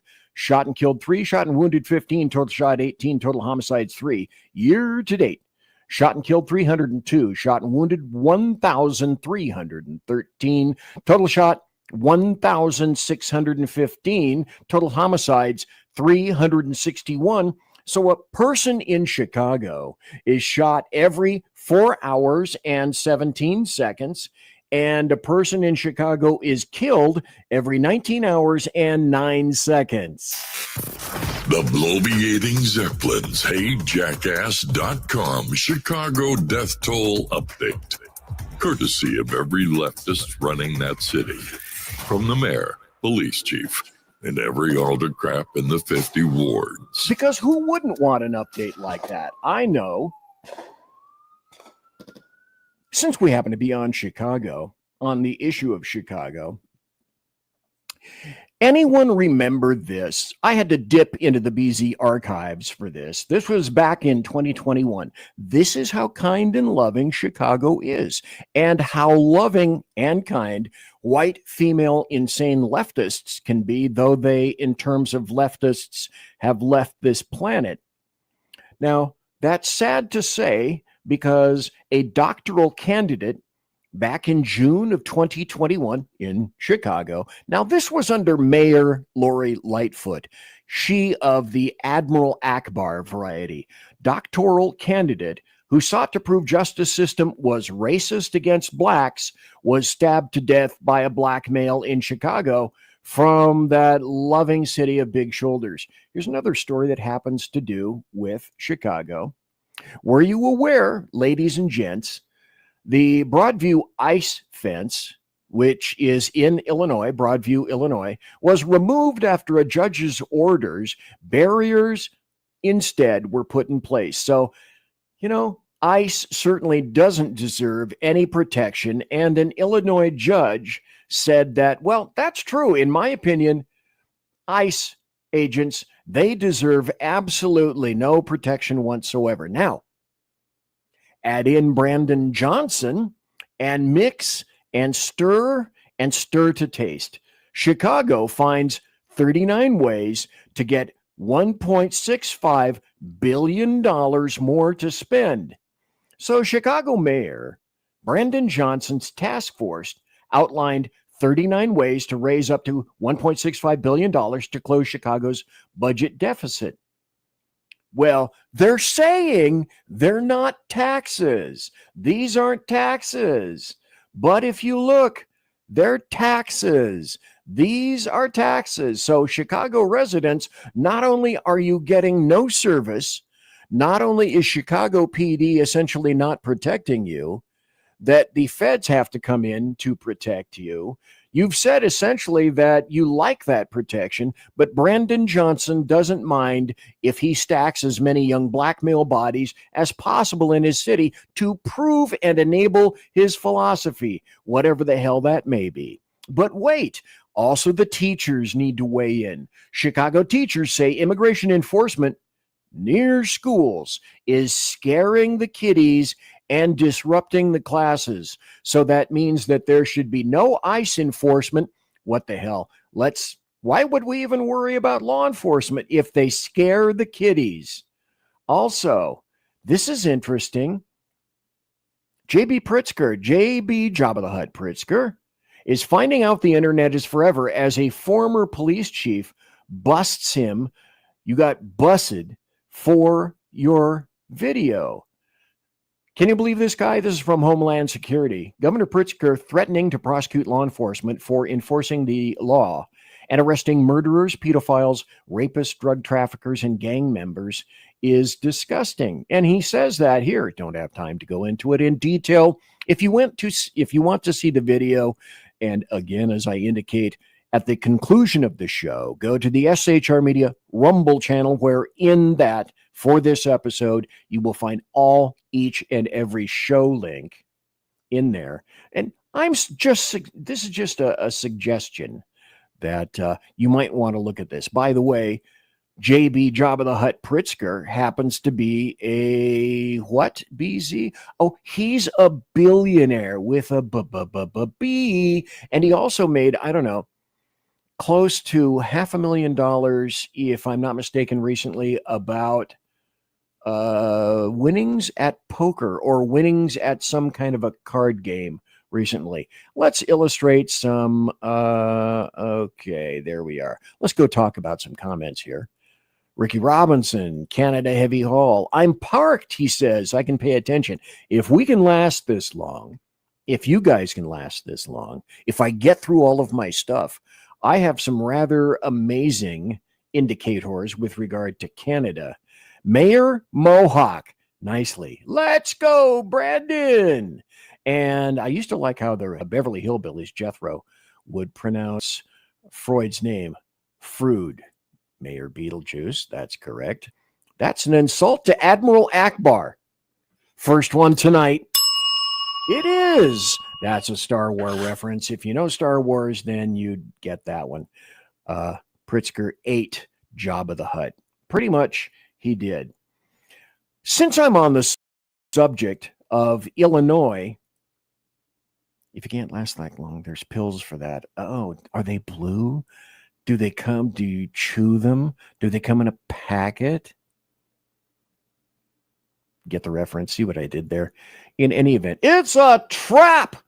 Just thought I'd tell you that Illinois Representative Brad Holbrook just revealed, I think it's a 2-minute video. I'm only going to start about the first 30 seconds or so, but I'm going to tell you up front. Illinois Representative Brad Holbrook revealed over $1 billion of taxpayer money has been funneled from the state of Illinois to NGOs funding programs like parent mentoring initiatives, immigrant support networks, LGBTQ advocacy projects. This isn't charity. What it is political laundering, taxpayer money from Illini's being rerouted to bankroll Democrat-aligned activist groups. Chicago, Illinois, it's basically corruption central for most everyone.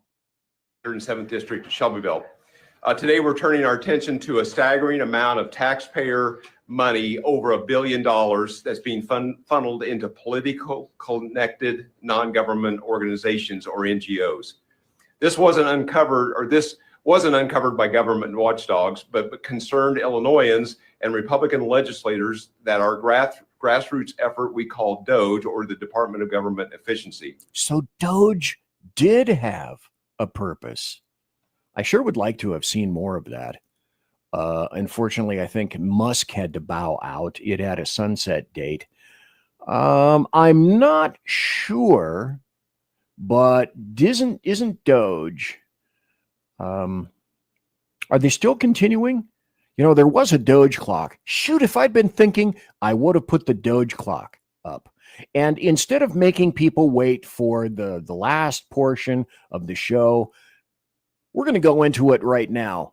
Demorats are uncorking on Demorats. We've seen it. I love it. You love it. We want some more of it. And so this is where we're going to begin. And that's here. Dozens. This is a great story. This is from Axios. BC, why do you go to Axios? Because sometimes Axios will write and craft a headline that I completely agree with. This is one of those times. Scoop. Dozens of Democrat candidates won't commit to backing Jeffries. The corollary to that is Jeffries has not come out and said specifically, to my knowledge, that he is 100% backing Mamdani. This is interesting. Dozens of Democrats running for U.S. House seats across the country told Axios they either wouldn't vote for House Minority Leader Hakeem Jeffries as party leader or declined to commit about having anything to do with doing so. Democrats are in a little bit of a kerfuffle, and sometimes people make kerfuffle-like speech errors. That's when AOC, now you saw the intimate video indicating some kind of, I don't know, linkage of some sort with Bernie Sanders. Even though you heard it from their mouths, I can't say for sure that's true. But AOC leaves the door open for a Schumer primary, says leaders need to talk more about having air that's drinkable. And who doesn't need or want air that's drinkable? I sure as hell do. You know, they're still talking about climate change. They're still talking about, oh, the Republicans are completely fouling the environment. Really, go down to Los Angeles like I did on certain trips in the 70s as I went to Reseda, for example, and go and get close or attempt to get close enough to see your way on I-5. towards the San Gabriel Mountains. I went down there probably twice in the early 70s. And in the process of doing that, there were times from I-5 where you could not see the San Gabriel Mountains from I-5 itself. The Democrats are having a messaging problem. And when they say, let's see, I don't remember if I have the video. I may. But essentially, they're saying Schumer's in trouble and Hakeem Jeffries may be in trouble. And there's another individual who may be in trouble. And this is with regard to the theme tonight. Democrats are uncorking on Democrats. So essentially, she was on a produced show recently. She refused to rule out challenging and primarying Senator Chuck Schumer for his New York Senate seat. And this was during a CNN, I think it was a CNN town hall meeting that was going on. Let's see if I have the video. I may have already set that up. Let's look. Oh, speaking of Democrats, let's go here.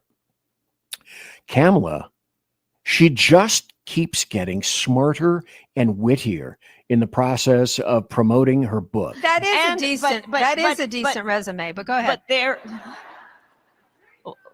Well, some people have actually said I was the most qualified candidate ever to run for president. Okay.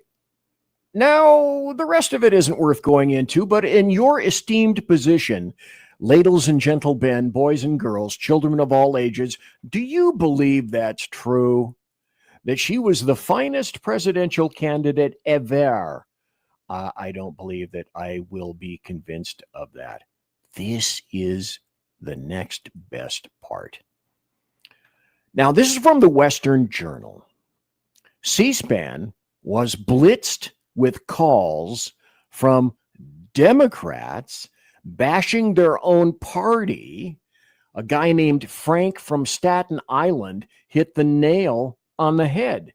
The funny thing about Frank from Staten Island is they're Democrats. They're in New York. I'm in BZ. Let's take a break.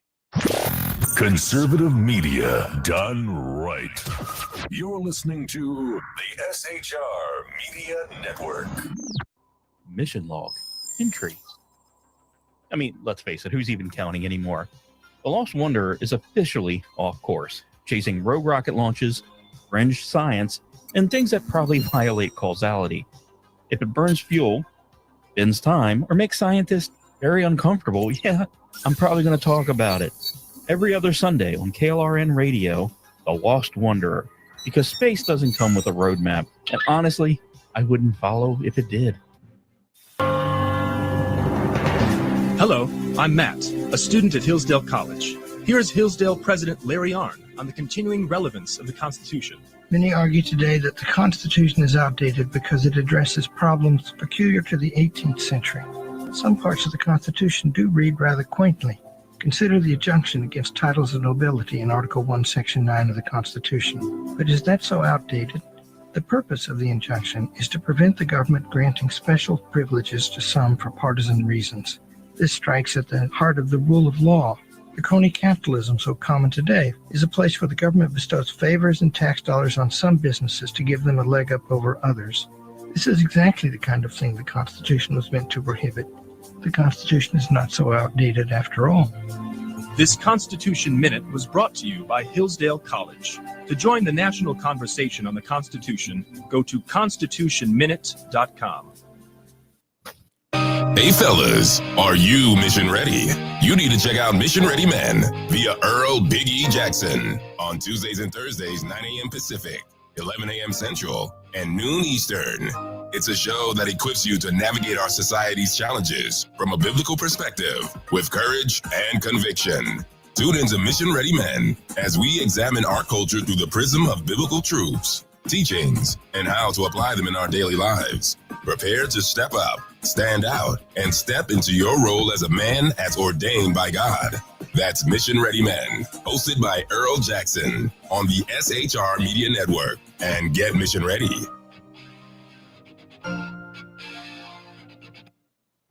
Want to make an immediate difference in the life of a critically ill child?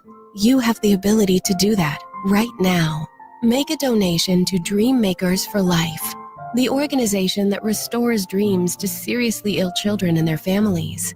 You can sponsor a dream pack for a child, which contains a clear PVC backpack, a dry erase board adventure coloring book, a journal, and dry erase markers to inspire a critically ill child to envision a future adventure and hope. Want to become a dream maker for life yourself? Go to dreamforlife.org. That's dreamforlife.org. Help a child. Help a family. There is always hope. You're listening to the SHR Media Network. I'm BZ. You're in the saloon. I am the bulbous one with such gravity and such force that some planets occasionally revolve around me. Thanks if you're listening to any of these places right here, to KLRN, to Rumble, to X, to YouTube, where we have 648 subscribers, Facebook, Twitch, Spreaker, that's coming in the not too terribly distant future. It's October the 16th, the year of our Lord 2025. We're talking about Demorats uncorking and popping off on Demorats themselves. Well, we had this article from the Western Journal.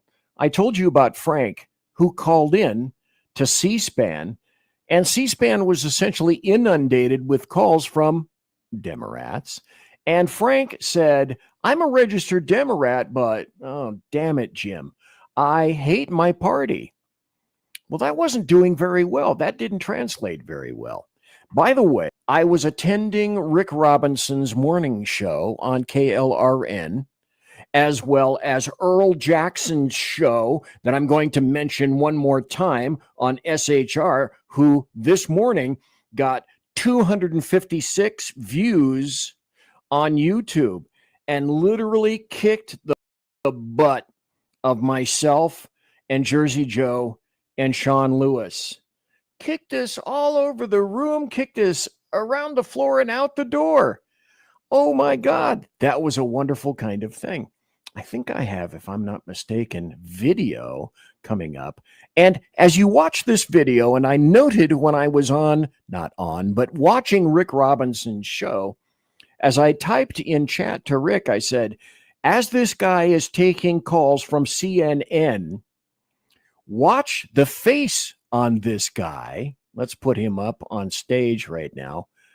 Watch his face. And then you'll see, I always go for the Paul Ekman body cues. You know, body language, what people are saying, how they're lying when they're lying, if they're tired, if they're just disgusted.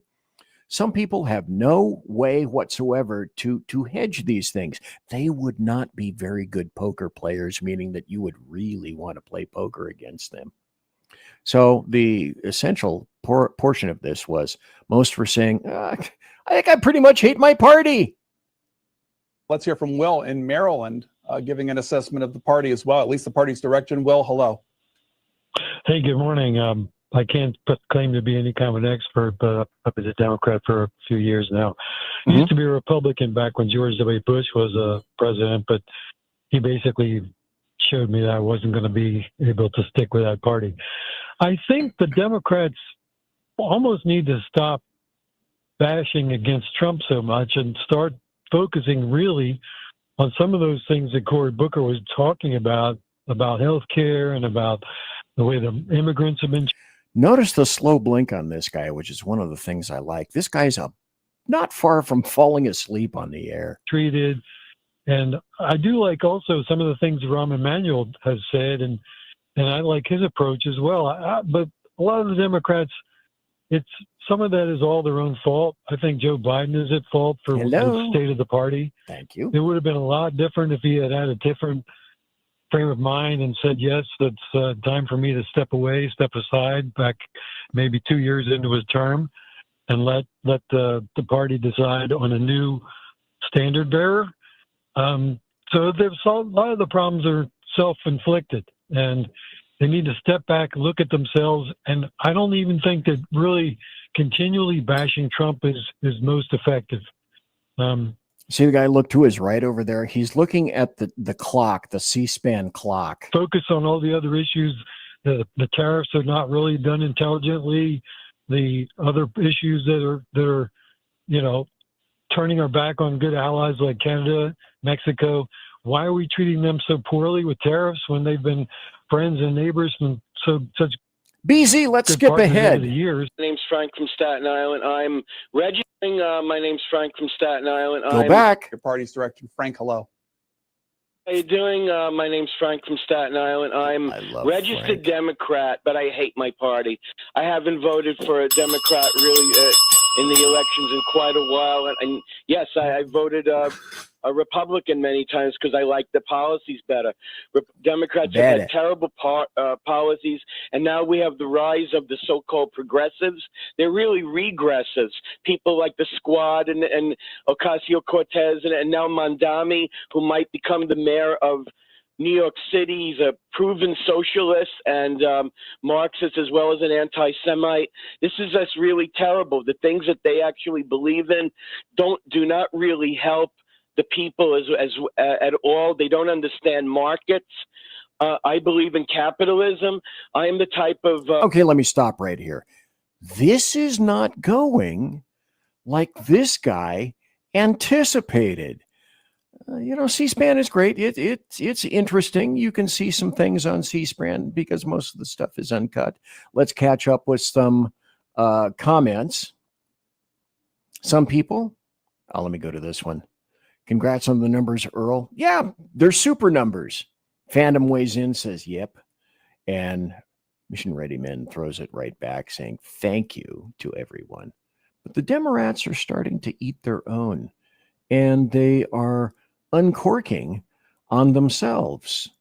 Here are some Democrats who are weighing in their own little personal way on Democrats. This message is for you, Donald Trump. Hey, I'm so proud of you. You're going hard, man. Keep going hard for the American people. We appreciate what you're doing. Everybody know they're giving you a rough time, but hey, you keep fighting for us, and we appreciate that, man. This is the first time that I ever really paid attention to what's going on in the White House, and I'm impressed. I'm very impressed. I never thought that the president actually could make stuff happen. I thought it was people around him that had to make the stuff happen, but I see the president can make stuff happen. And I see why they didn't want you to be the president, because you speak for the American people, because you show leadership. You show leadership through action. You don't bow down to nobody. You let people know why America is great. And that's how it's supposed to be. See, this guy, however, turns out to be the black equivalent of a white guy on the Democrat Party who's about to get his arse kicked big time. And then somebody else comes and decides that they're going to weigh in too. It's okay to leave the Democrats unless you are black. If you are Asian and you leave the Democrats, well, you're just an Asian person who left the Democrats. If you're white and you decide to leave the Democrats, well, you know, you just are a white person who decided to leave the Democrats. But if you are black and you leave the Democrats, dun, dun, dun, you are considered a sellout. And let me explain why. The Democrats have always owned black people. During slavery times, they owned black people physically. Now they own black people politically, mentally. So when you say you are leaving the Democrats and you black, oh my goodness. In their mind, they are missing merchandise. Their inventory is low. You're chattel. You're nothing but chattel. American blacks. Wait until you hear what Ketanji Brown Jackson thinks of you, American blacks, with regard to a SCOTUS case that may be devastating for all sorts of blue states and blue individuals. That's coming also. Republicans, can we have a quick conversation? Because maybe you can bring something to my understanding, because I'm a little lost. Forgive me. I'm new over here. when in the hell did the Republicans become so understanding with logic and reason when you talk to each other? It's like, is that not what I say at the beginning of my show every time my show is on the air? 2 + 2 has to equal 4. When did things start adding up? Because now maybe it's just because I was raised Democrat, of course, and maybe they were just telling me, hey, Republicans are just racist. They're just bigots. And that's it. And that's all you need to know. You vote blue no matter who. Now I'm over here and everyone I talk to is super nice. They're interesting. They're open-minded in a good way, not in a bad way like a Democrat where they're so open-minded their brain falls out. Start saying stuff like, that's not bad. I like that. I may have to steal that. Men should be in women's sports and all this crazy nonsense. It's just like, I just want to know, when did Republicans stand on business so hard? I don't know. Let me stop him just for a moment. Like I've said, and President Trump said in any number of times that I've made this quote, Donald John Trump, OMB, Orange Man Bad, the guy with the dead orange cat on his head, said, come one, come all. This tent is wide and it's open. And if you're a conservative and if you're tired of all the crap that's happened before, my flaps are open. My tent flaps are open. The tent is huge. It's massive. And we want you up to that point. Why did it take President Trump to say that when the Republicans had the opportunity to make that statement and emphasize it again and again, and they never did? And then they were never popular with a lot of the people that would come over, like that gentleman before. And now they're coming into the tent. They're opening that tent.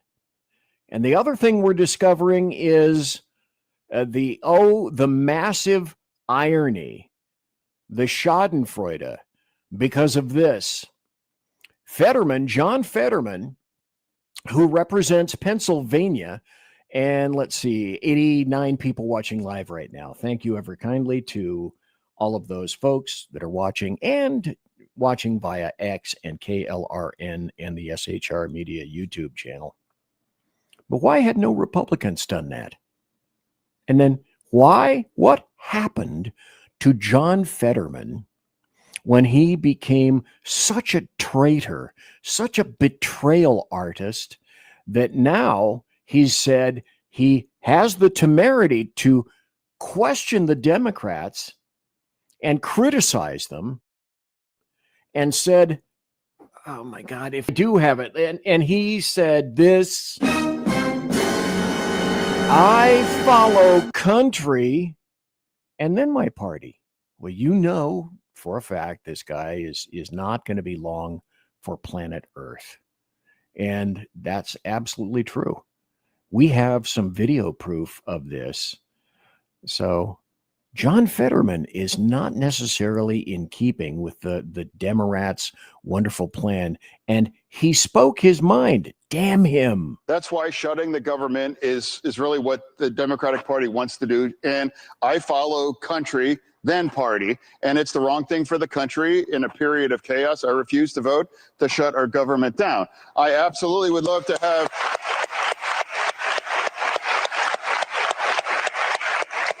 I would love to have a conversation about extending the tax credits for healthcare. Absolutely. But And isn't that what the Democrats have been saying all along? We simply want to have a convo. We simply want to have a conversation. And the answer is no, they don't. They're not interested in that. Fetterman, as I'll illustrate here shortly, probably is going to be on his way out for Pennsylvania. Go ahead and put this up. And then he talks common sense for another minute and a half. John Fetterman. I'm the only Democrat in my family. I grew up in a conservative part of Pennsylvania, and I grew up and I know and I love people that voted for President Trump. But they are not fascists. They're not Nazis. They're not trying to destroy the Constitution, those things. And that's part of another thing. I refuse to call people Nazis or fascists, or I would never compare anybody to Hitler and those things. And now that kinds of extreme rhetoric is going to continue. We're going to be more likely in resulting in extreme kind of outcomes and political violence and doing all these kinds of things like Charlie Kirk. For me, all I could say is like, let people grieve, give people the space. I'm not going to use that terrible thing and that Pasek assassination to make my argument and try to put out my views. It's like, my God, you know, he's a father that had his neck blown out by a bullet. And now people have forgotten. President Trump was in my state, was shot in the head. And if that would have, could you imagine where our nation would be if he was hit in the same way with Kirk? We really got to turn the temperature down. And we can agree to disagree on these kinds of things. But right now, shutting down the government, I just can't take it that. I'm the only. He's speaking common sense. And when I was watching the show this morning on Rick Robinson, I inserted into the chat, here's what I think happened with regard to John Fetterman. People were saying after he got elected, this guy's kind of nuts. This guy's kind of off his rocker. This guy is kind of not making very much sense. There were some strange things going on in his life. His wife, some of the things that she was doing, it was all kind of most passing strange. And then John Fetterman had a stroke. He went into the hospital. He went into, if I'm not mistaken, a voluntary psychiatric commitment beforehand. So he was having any number of issues. But I think when he emerged and was able to survive the stroke, he looked at himself in the mirror and said, I recognize my mortality. I recognize that I'm a little bit more than what people have pigeonholed me into. And then he finally realized that now is not the time, after having my experience, that I'm going to pull the weight of this party and say what I think he considers to be the insane things that a lot of the folks in the Democrat Party are saying. So, Unpleasant Blind Guy, the lady gets it. I always called rabid lefties on social media slaves. Unleash Jeremy Hansen, math is racist. The only thing I agree with Dems on, I suck at math. And good night, Mike Pasqua is going. Canada Heavy Hall says, via con Dios, and goodbye to all those folks. But that John Fetterman had the temerity to make the statement, I refuse to call people Nazis or fascists. I would never compare anybody to Hitler. That is not towing the party line in any way, shape, or fashion. And this is the result from Axios. Democrats are already planning his ouster. They're maneuvering in Pennsylvania against Senator John Fetterman in a 2028. They're going to primary him in 2028. And that was, if you remember, one of the biggest battleground states in the nation. Now, the other thing that I mentioned, anybody remember Scott Presler? In my opinion, it was Scott Presler who managed in a one-man show to turn Pennsylvania over to Trump. But when you are not in keeping with Gaia's great Democrat plan, you're going to find yourself on the outs. Got about 3 minutes for the top of the hour break. And the way things are rolling right now, cats and kittens, I may get possibly for maybe the second time ever through most of the things that I want to speak about tonight. 89, 90 people watching live right now. Thanks to all of you for watching live and for watching later in podcast. And watching through SHR, the YouTube channel, through X, Twitch, and KLRN. Always a wonderful thing. Now, then we have this guy. I think I have enough time just to put him on. Some people have agonized over this. And I said, and continue to say, we're going to have these experiments. For example, I spoke at fair length this afternoon with Jeremy Hansen from Unleash. Jeremy Hansen has his own great podcast, kicks my ass all over the place in terms of numbers. His voice, it's like, God looked at me and said, you're an experiment, fat boy. You're not fat now, but you're going to get fat. And this guy, Jeremy Hansen over here, that I'm going to produce a few years after you, I'm going to give him the voice. Bing! And so it was. In any event, we were saying, and we were agreeing with each other, myself and Jeremy Hansen, we got to have this experiment pretty soon. Are we going to have a civil war? Do we see any way to extricate ourselves out of this? I'm not so sure. But as Rick Robinson has said, and as I have said, and as Jeremy Hansen has said, on any number of occasions, we got to have this experiment so people can finally see and look at the illustration down your block, and it's going to be in New York City first, because I still think Mamdani is going to win. Now, listen to him. Now, I understand. If you've never heard Mamdani, I understand why people like him. He's very glib. He's a good speaker. He's fake as hell. He's a racist. He's a muzzy. I hate him. He's a liar. Takia, figure out what the hell that is. He's an anti-Semite, but he's a really convincing speaker. But he also said that New Yorkers, you should expect a tax rate at about 52% of your paychecks to help pay for all the free shit that he wants to give New Yorkers. So a lot of individuals in this city pay more than 50% of their income in taxes. When you talk about a fair share, how much more than, what is the fair share? What's the number? I've said that we should increase personal income So taxes by 2%. is fair. And my point is this: Give up more than half of your income. That's if you're making $1 million in New York City or more than that, you can afford to pay 2% more. And the reasons you can afford to do so is because that money will be used to better your quality of life as well. Yeah. Because when I speak to the wealthiest New Yorkers, I hear concerns about the cleanliness of the city, the quality of life in the city, questions of public safety. This money is the money that will be used to deliver on those things so that we can ensure that we have a return on investment for all of the money that we are raising and spending right here across the 5 boroughs. But don't you agree? This guy is fairly smooth. To me, however, what that means is I think he's incredibly smarmy. He's arrogant. He's like most Democrats. It's tax and spend and tax and spend. And for those of you who just tuned in, let's tax some more and spend some more. Conservative media done right. You're listening to the SHR Media Network.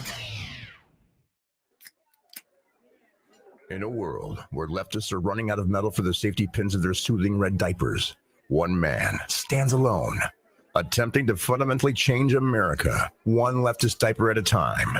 BZ, your conservative Sherpa, is guiding you through the maelstrom of Democrat leftists and globalist lies, chaos, deceit, and betrayal. Listen to BZ Saloon on select and exclusive Tuesday and Thursday nights at 8 p.m. Pacific, 10 p.m. Central, and 11 p.m. Eastern on the SHR Media YouTube channel, Twitch, KLRN, Rumble, and X at BZ Saloon. It's one great late-night conservatarian talk radio show. Be there. Aloha. Hello, friends. You have a moment so that we may discuss our Lord and Savior Minarchy? No, seriously, I'm just kidding. Hi, my name is Rick Robinson. I am the general manager of KLRNradio.com. We are probably the largest independent podcast network that you've never heard of.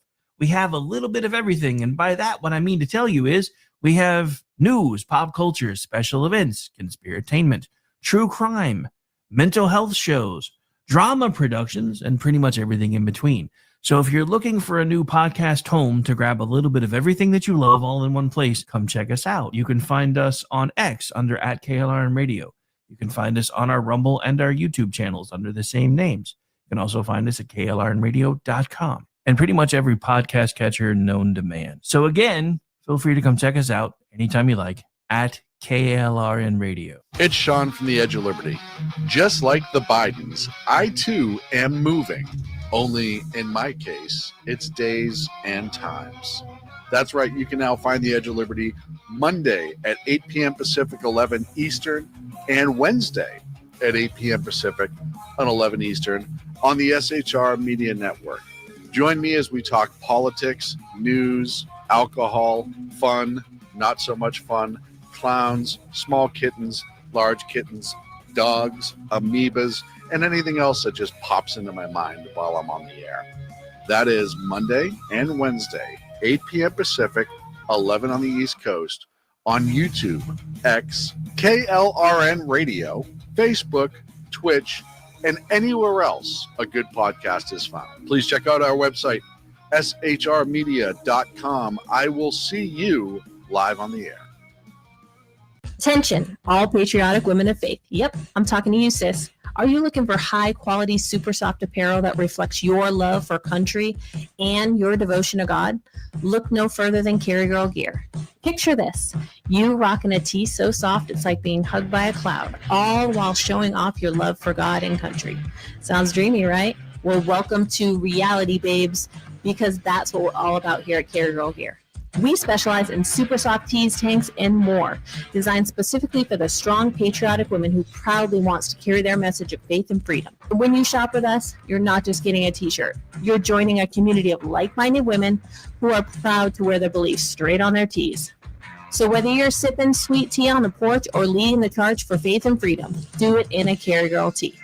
Because life's too short for stiff, boring tees. CarryGirl.com, where faith and freedom meets fashion. Independence. With that declaration, America was born. Inspired by a belief in the God-given rights of every human being, and in the good that comes from exercising these rights well. The founders of our great nation chose independence. As do we. Hillsdale College accepts no government funding because independence makes possible the good to which we aspire. You're listening to the SHR Media Network. I'm BZ. I'm back. The first hour is flitted away. Is, has, whiz, was, it has gone flitting in a flittingly fashion as it flitted away. Thanks for being here. Welcome. And I hope you enjoy the show. This particular show tonight is, and I did the main event first. I almost never do this. I usually make people wait, but I didn't do that this time. I addressed the main event up front where Democrats are uncorking on Democrats. But like I've said before, it's fun to watch. It's fun to watch your enemy implode, catch fire, like the House of Schadenfreude, where you watch the bodies of your enemies languidly flowing slowly in the river, face up or down as they pass, as you're sitting on the bank watching that occur and thinking, it's a lovely day. The breezes are blowing. I'm in Hawaii. The clouds are wonderful up there. Look, that one looks like an aardvark. And, definitely most deaf from the House of Schadenfreude. Some things that I'd like to address up here that I was considering is there anything in the show that you guys would, and I'm looking at chat, of course, anything in the show that you guys would like changed? And I'm asking just because it popped into my brain works, kind of like the Zep works, WERX. What would you change in the show? Would you change the intro? Would you change the show from 2 hours to 1 hour?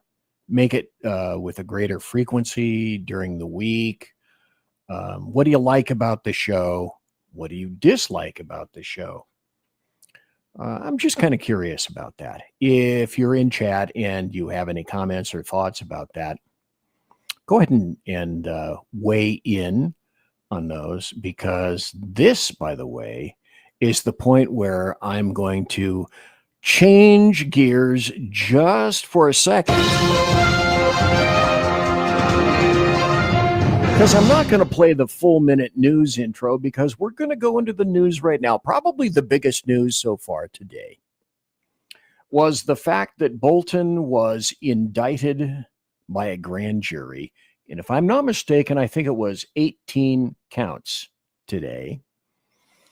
But he should, and other personnel should have seen this coming, because go back 5 years to 2020, there was a U.S. district judge that had some quotes back then that people have forgotten. It was U.S. District Federal Court Judge Royce Lamberth said that John Bolton was likely and had likely published classified materials in his book, The Room Where It Happened. And this is where Bolton's head and his ego became so big that it doesn't fit through standard doorways anymore. Today, I bet it fits a little bit more. And Judge Lamberth said that the government was, even back in 2020, he said the government is likely to succeed on the merits of its lawsuit. Bolton, this is a direct quote from Judge Lamberth. Bolton may indeed have caused the country irreparable harm. And that's essentially the crux of the biscuit on the government's case.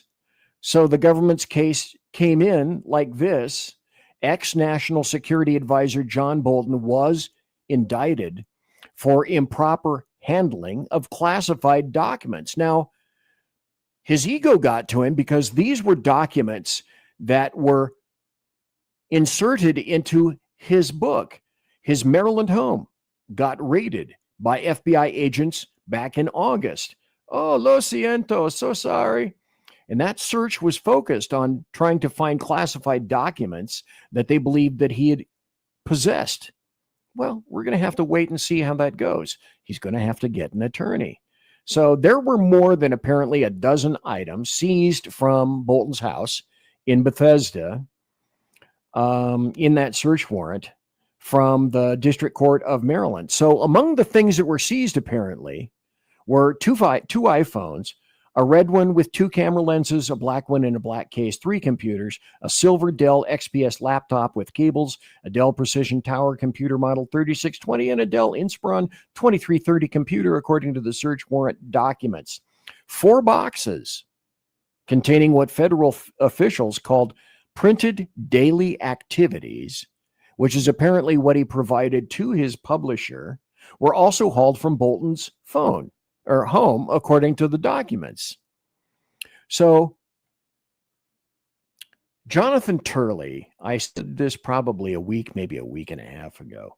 Jonathan Turley said, at this point in terms of James Comey's indictment, people were saying that Comey is, they had to make that indictment because the statute of limitations were about to expire. Okay, cool. I understand it. I grok that concept.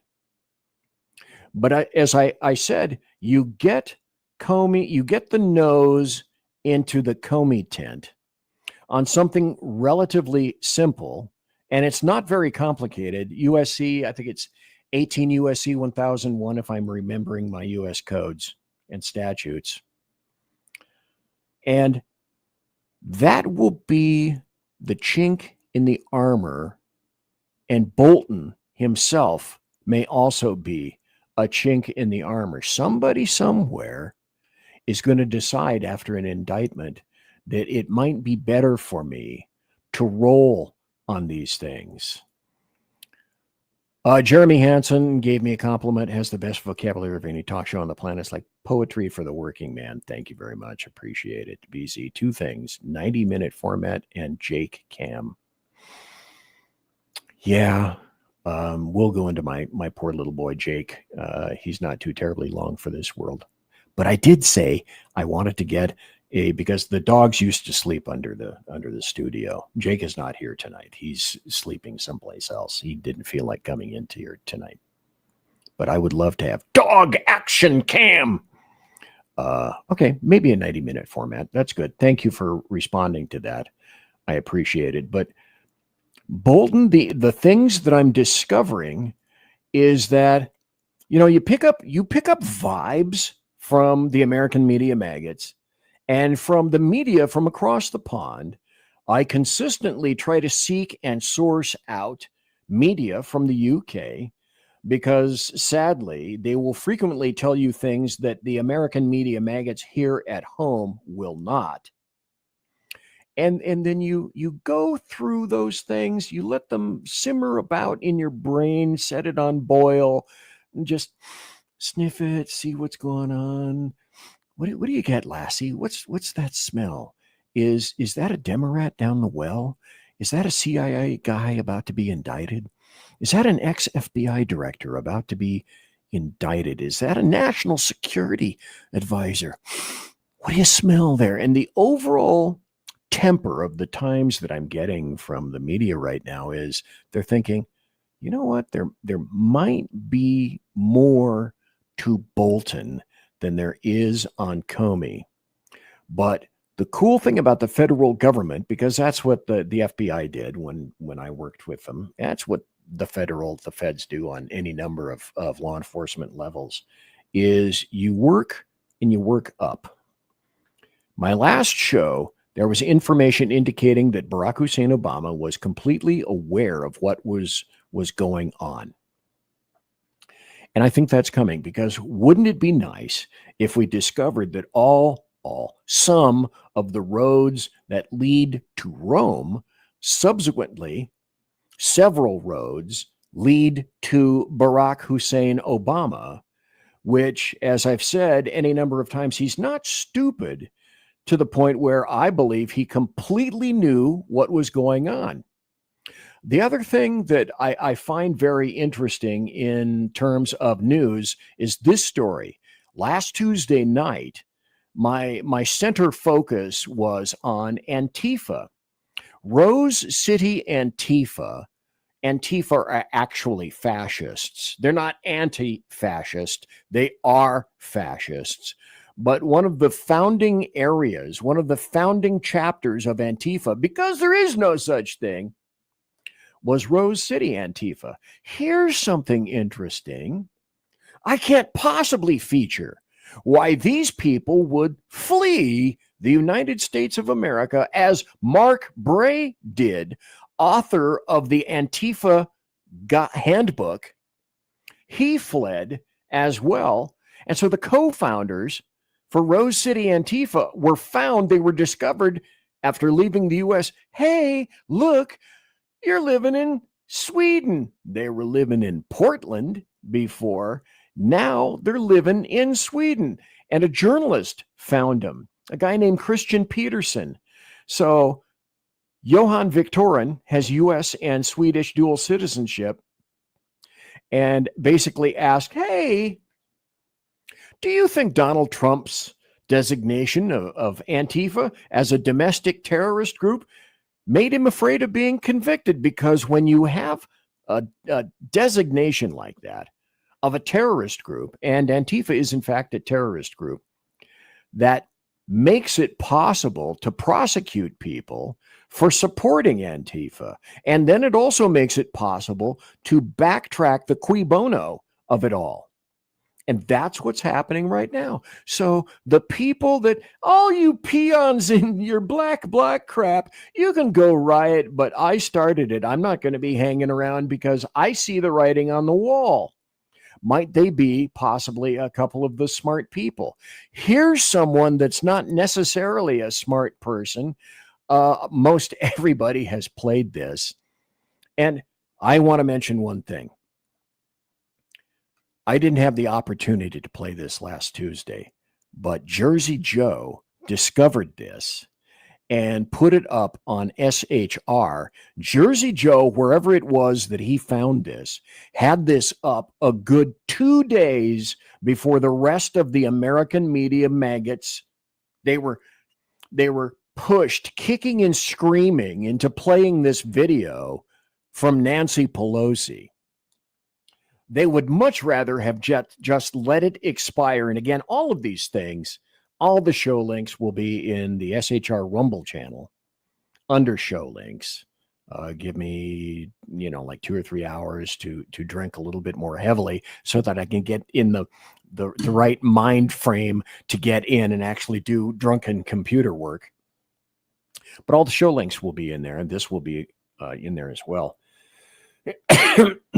Because I want my shows to be archives for me and for anybody else. Because a lot of this stuff disappears. Magically, mystically, it just goes, I have no idea. Let's play the video. Congresswoman Pelosi, are you at all concerned that the new January 6th committee will find you liable for that day? Are you at all? Stop. Were you aware that there is going to be a new January 6th committee? The answer to that question should be, why, yes, there will be. And who will be the general focal point of this? Somebody that's about to say something. Concerned about the new January 6th committee finding you liable for that day? Why did you refuse the National Guard on January 6th? Shut up. I did not refuse the National Guard. The president didn't send it. Why are you coming here with Republican talking points as if you're a serious journalist? Hey, folks, you know BZ, right? BZ wouldn't do this. He wouldn't put this up unless he had information or articles or videos or posts in contravention of what it was that she was saying. Because as you know full well, that's an abject false lie. Also notice that Nancy Pelosi is taking 2 gentlemen to hold her up as she dodders out gin-influenced and soaked to her waiting SUV, wherever the hell that may American be. people want to know. We still have questions. Thank you. Now, this is one of the best parts. When I first saw this video, Jersey Joe, again, thanks for the source. Watch this young journalist look at the camera. Congresswoman Pelosi. As far as I'm concerned, that makes it worth the price of admission to my show right there. I love that. I love that. Then, because BZ brings the information and the evidence indicating, as per normal, the American media maggots forget intentionally about things, but the internet is pretty much sort of kind of forever. And I find lots of things, even in my own personal doddering space. As I've said any number of times, I got a keyboard. I have the internet. I can find this shit. So here's Chief Stephen Sund. Now, his name should be familiar to you in terms of he's the former United States Capitol Police chief. Following the video, which you can see over here, I'm not going to play it again, even though it was rather delicious. Don't you think? I do. Tell you what, let me give me a bell. Just because I think I'm delicious. Wait a minute. That's going places you don't want to go. Speaker Pelosi from Chief Stephen Sund, ma'am. Let me help refresh your memory. It was your sergeant at arms who repeatedly denied my multiple requests for National Guard assistance before and on January 6th. Even on January 6th, your sergeant at arms denied my urgent requests for over 70 minutes while he was running it up the chain for your approval. The Pentagon offered National Guard assistance, but I had to decline because your sergeant at arms would not grant me the legal authority as required under federal law 2 U.S.C. 1970. At your leisure, look at all the times that were involved in Chief Sund asking but being refused the assistance, the ability to ask for National Guard assistance. He wasn't granted, he wasn't granted that. It didn't happen. And so let's continue. Let's take this off and let's put up essentially the big story, because there was a big story. There was a bigger article which predated that quite some time. And it's this, originally sourced from the Washington Examiner. Ex-Capitol Police Chief slams Pelosi says she rejected the National Guard help, any form of assistance on January 6th. So she keeps lying, and the Democrats keep buying it, and she keeps spewing all this lying, vomitous material, knowing that weak-brained or bread-brained Democrats will soak this up like SpongeBob SquarePants, like they never have before. It's a lie. It's a lie. For those of you who just tuned in, by the way, it's a lie. I got 6 more minutes before the bottom of the hour break. I think I'll be able to make my way through this. Now, let me prepare you for this. There's a SCOTUS ruling that people are anticipating being released. I'm not sure of the time frame, but I'm guessing within a week or two. People better than me can probably quantify that time frame. But it's a case called Louisiana versus Calais. SCOTUS is hearing it right now.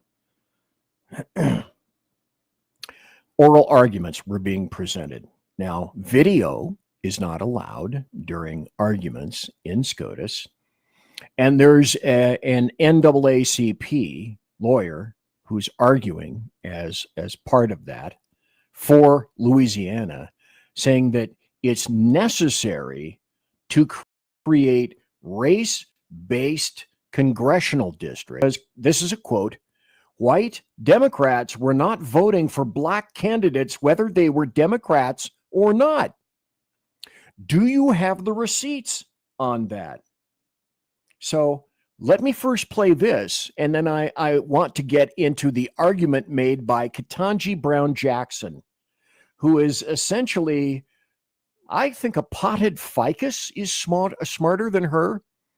Maybe I will potentially go so far as to postulate that even Hank Johnson, I know you're shocked, may be smarter than Ketanji Brown Jackson.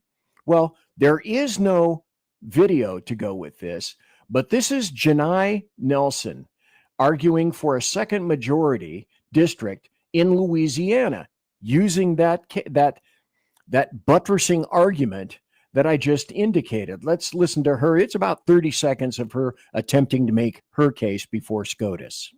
That's right. And in the state of Louisiana, that analysis was conducted in the Nairn case. And it was clear that regardless of party, white Democrats were not voting for black candidates, whether they were Democrats or not. And we know that there is such a significant chasm between how black and white voters vote in Louisiana that there's no question that even if there is some correlation between race and party, that race is the driving factor. Can you comment on the Solicitor General's suggestion at page 20? Okay, no, that we don't have the audio on that, but I'm putting that up for you so that you can see the direction that this is going. And the direction is this. They're attempting to argue before SCOTUS that being a racist and setting up racist districts that's exactly what MLK Jr. would have wanted these days. Segregation. In order to solve racism, we have to be racists. But hey, it's coming from the Democrat Party, historically always the party of racists. That's true. Okay, so first, again, this is another audio cut, doesn't have any video with it at all. Okay, so first, the NAACP lawyer says Section 2 of the Voter Rights Amendment is needed because Democrats aren't voting for blacks. And then the woman, Ketanji Brown Jackson, who, if you remember, in her interview for this lofty appointment as SCOTUS jurist, said that she could not possibly envision or describe or define a woman. So let's listen to her argument, because at that point you're thinking to yourself, this is a minute and a half. Did I just hear this argument being made by a black female, Ketanji Brown Jackson, who somehow managed to make it to a seat in SCOTUS. Listen. I guess I'm thinking of the fact that remedial action, absent discriminatory intent, is really not a new idea in the civil rights laws. Okay, this is as high as I can make the volume go. On your end, you might want to jack up the volume a little bit. It's a little low. And my kind of paradigmatic example of this is something like the ADA. Congress passed the Americans with Disabilities Act of a world that was generally not accessible to people with disabilities. And so it was discriminatory in a... So about this time, you're probably thinking, wait, is she maneuvering in the direction in which I think? Fact, because these folks were not able to access these buildings. And it didn't matter whether the person who built the building or the person who owned the building intended for them to be exclusionary. That's irrelevant. Congress said the facilities have to be made equally open to people with disabilities if readily possible. I guess I don't understand why that's not what's happening here.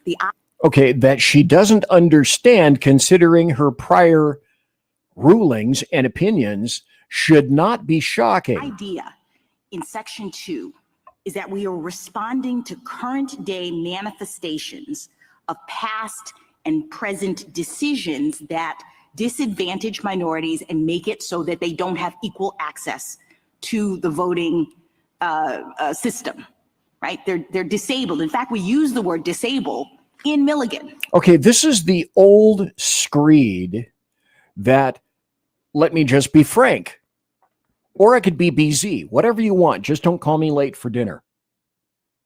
Blacks, American blacks, and Democrats have been saying this for literally decades, are too stupid and ignorant to figure out how to vote, how to get ID, or where to go for vote. So you must hold their little hands and guide them through the convoluted process that is known as voting. If that isn't one of the greatest insults imaginable, I don't know what is. Let's finish this. We say that's a way in which you see that these processes are not equally open. So I speak leftist. Let me interpret for you. And what she has said was essentially that blacks in the Louisiana versus Calais case. See, Louisiana is saying we need to make racist districts only for blacks because blacks need their own racist districts because they're too stupid to know how to get to the polls, and we want to stack everything as much as humanly possible. Now, if that isn't one of the most insulting things imaginable, which is not shocking having come directly from the mouths of Democrats, historically being the party of massive racists themselves, she's comparing blacks to needing the ADA. In other words, blacks are sufficiently mentally, they have zero mental fecundity. They're not smart enough, so they need something similar, like the jury rigging that Louisiana is asking us to do. They need something similar from the Voting Rights Act, like the ADA, because, well, blacks are disabled. So the case basically is examining whether Louisiana's congressional map with 2 majority black districts violates the Constitution's Equal Protection Clause or the 15th Amendment. So in defending Section 2 of the VRA, which is the Voting Rights Act, KBJ, Ketanji Brown Jackson, says, we are responding to current day manifestations of past and present decisions that disadvantage minorities and make it so they don't have equal access to the voting system. Right? They're disabled. Okay, that's a direct quote, ladies and gentlemen, boys and girls. Let me repeat that last sentence for you in case you just tuned in. So those things disadvantage minorities and make it so they don't have equal access to the voting system, right? They're disabled. Stop. Who's the they? American blacks. What are they? They're disabled. So blacks needing their own congressional districts, which is on its face racist. Ketanji Brown Jackson is all in along with the rest of the Democrats saying that American blacks are sufficiently stupid and brain damaged that they need all the help they can possibly get. They can't do any of this without us or the Democrats. Can you possibly feature anything more incredibly insulting to that? How do you exist in a world where someone is that revoltingly stupid and revoltingly racist? Because I'm here to tell you, if SCOTUS rules against Louisiana, you're going to see race-based districts crushed. And that will have a massive influence. I mean, if you thought the SCOTUS ruling on abortion was going to garner and did garner a huge reaction from the Democrat and leftist base, if SCOTUS comes through with this ruling disfavoring Louisiana, I postulate you may get up to and including riots all around the lurks, the leftist urban rat cages. It's that serious. And the Democrats are going to go 210 over 190, just a hair more in blood pressure than they are right now. That's how critical this is. No, I'm not having another break. I am continuing. But this is the crux of the biscuit right here. This is a massive thing. And when I was going through, you know what? I have transitioned. No, get that out of your brain. I have moved over from one segment to another. And the segment that we're going to be talking about right now is this one. So if I can have my producer cue this up pretty please. It's time for happy stories and good times. Here's a happy story, kids. NBC News cuts around 150 staffers as it separates from MSNBC and CNBC. The cuts, basically 7%, nearly 7% of NBC's news operations, and representing 2% of the NBCU news group workforce. Now, the people that were affected were those, there were roughly, I don't know, at least 150 people whose job was to, if you look up here, 150 staffers. What were they doing?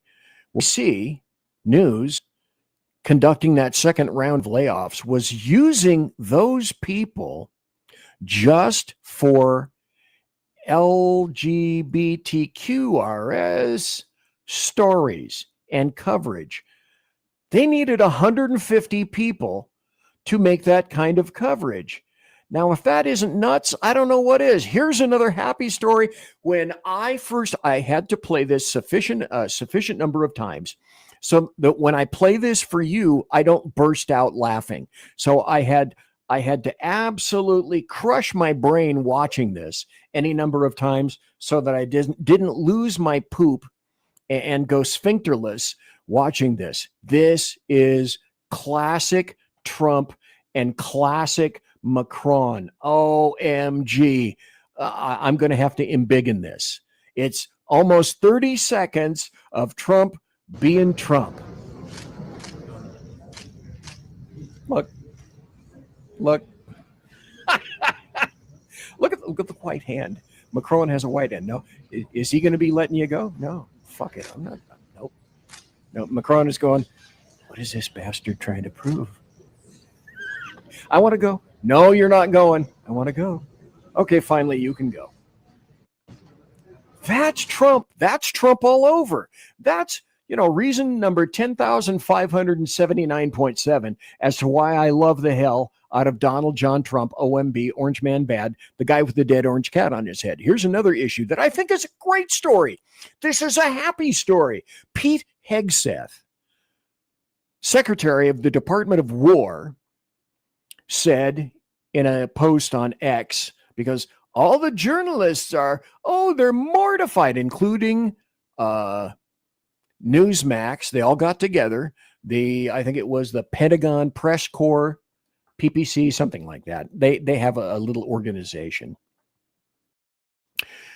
And Pete Hegseth wrote, Pentagon is a privilege. It is not a right. So here is the press credentialing for dummies. I don't know. You got to love that.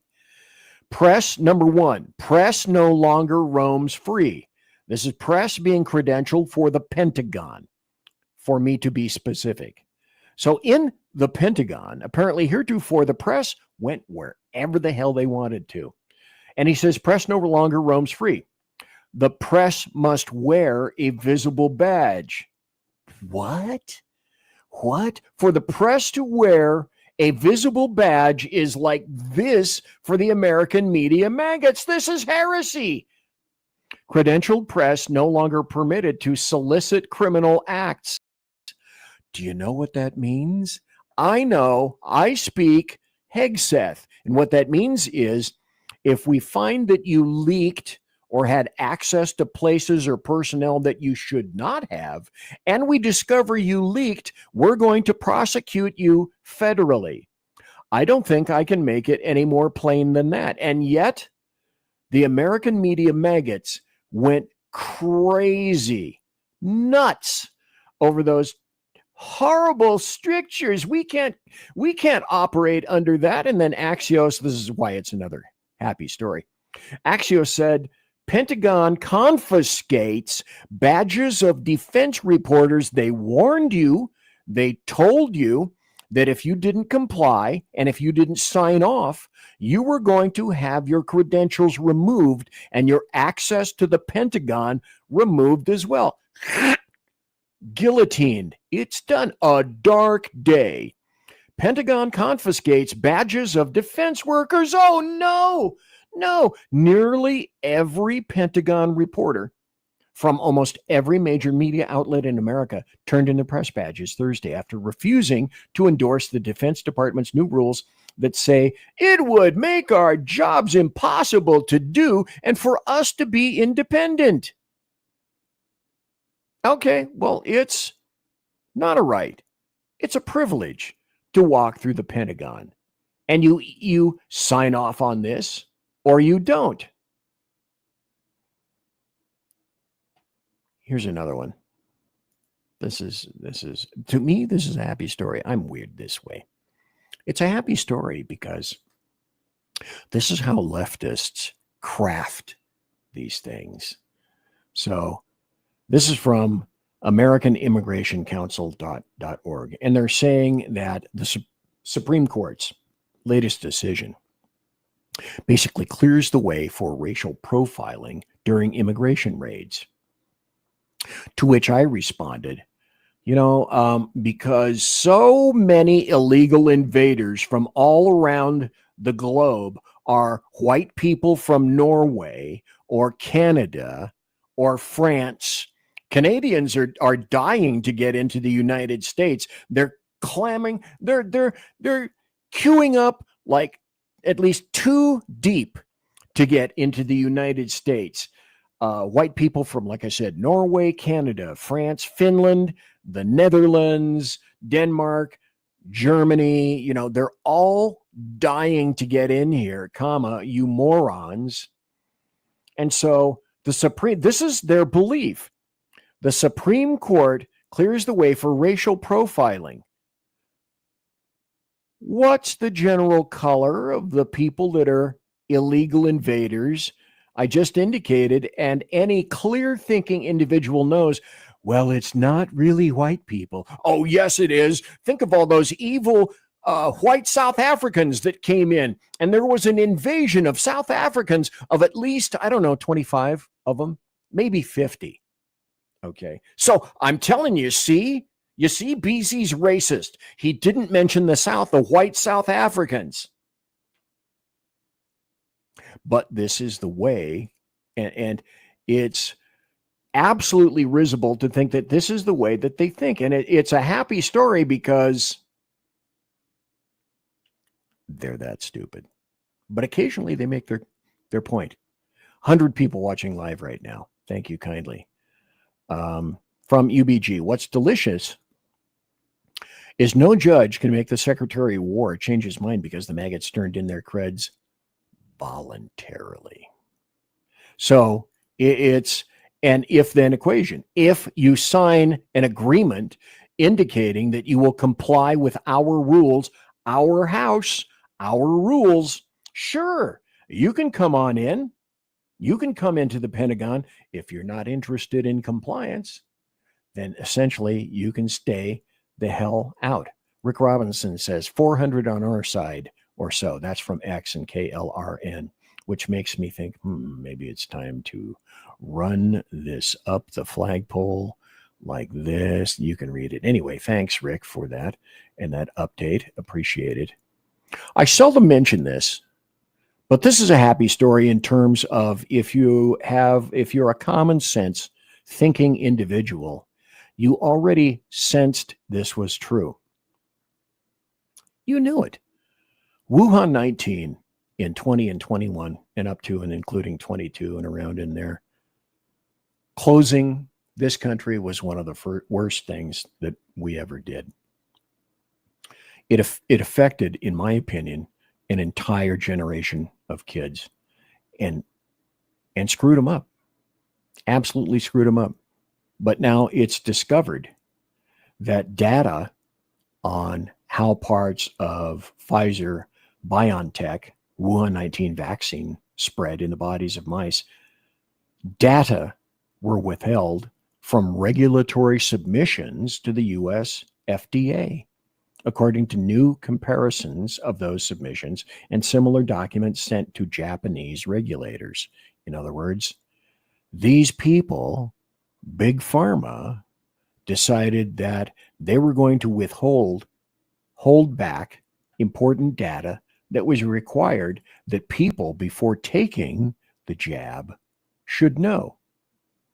Let me see if I still have this up. Oh, darn it. I think I took it down. And essentially what I said last time was that the definition during this time of a vaccine changed from something that provides immunity to something that provides a modicum of protection. And that was made and that was done so that it would look as though, well, you're actually guinea pigs and you're test beds. So we have to wiggle some words around a little bit so that you don't feel so bad when later on you get a shit ton of problems. Bombshell vax versus unvax study finally sees the light of day and the results are staggering. Health journalist and film producer just released his film An Inconvenient Study, which follows a years-long exchange with Dr. Marcus Zervos, head of disease at the Henry Ford Health Clinic in Detroit, a doctor who's about as pro-vaccine as they come. So what happened is that he determined that a study comparing the health outcomes of vaccinated and unvaccinated children, the DTP vaccine did protect against diphtheria, tetanus, and pertussis, but there was more than a twofold increase in overall mortality. And so, as I am wont to say, you can read this at your leisure on my Rumble page on Rumble at rumble.com and the SHR Media Group. All of these articles will be in there for you to kick back with your favorite beverage and read it in detail, in depth. So, do you remember this? Let me put this up because people are saying, oh, blacks aren't racist. Black males can't be racist. Black females can be racist. DC Judge Kendra Briggs has allowed the 2 teens who are black, let me point out, because leftists always want to know about race. It is critical to them.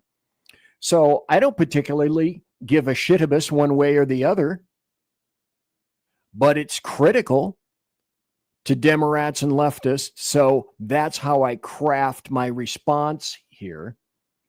So Judge Kendra Briggs, pictured right there, has allowed the 2 teens who were black who jumped Edward Corristine to avoid jail and sentenced them to simple probation, stating that her job is to rehabilitate, not to punish. This was a racist verdict from a racist judge. Now, the simple test, as I've said for any number of years, is, okay, reverse this crap. The white kids would be in prison. Well, that makes equal justice for all, doesn't it? Now, folks, BZ, this is how BZ rocks and rolls. It shouldn't surprise you that I have this coming up here.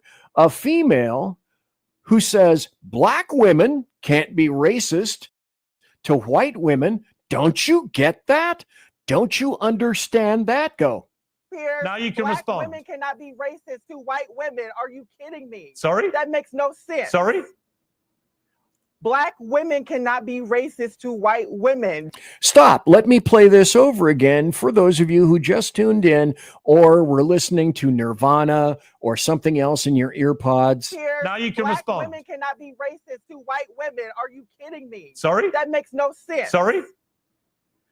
Black women cannot be racist to white women. Do you not understand that? Oh, yes, I they understand can. You don't have the intellectual Oh, yes, they capacity can. to understand that. Oh, yes, but they that's can. Very much And you've been impossible. racist to me. That's very much You've been impossible. racist to me, a white man, by saying I'm a race baiter. Yeah.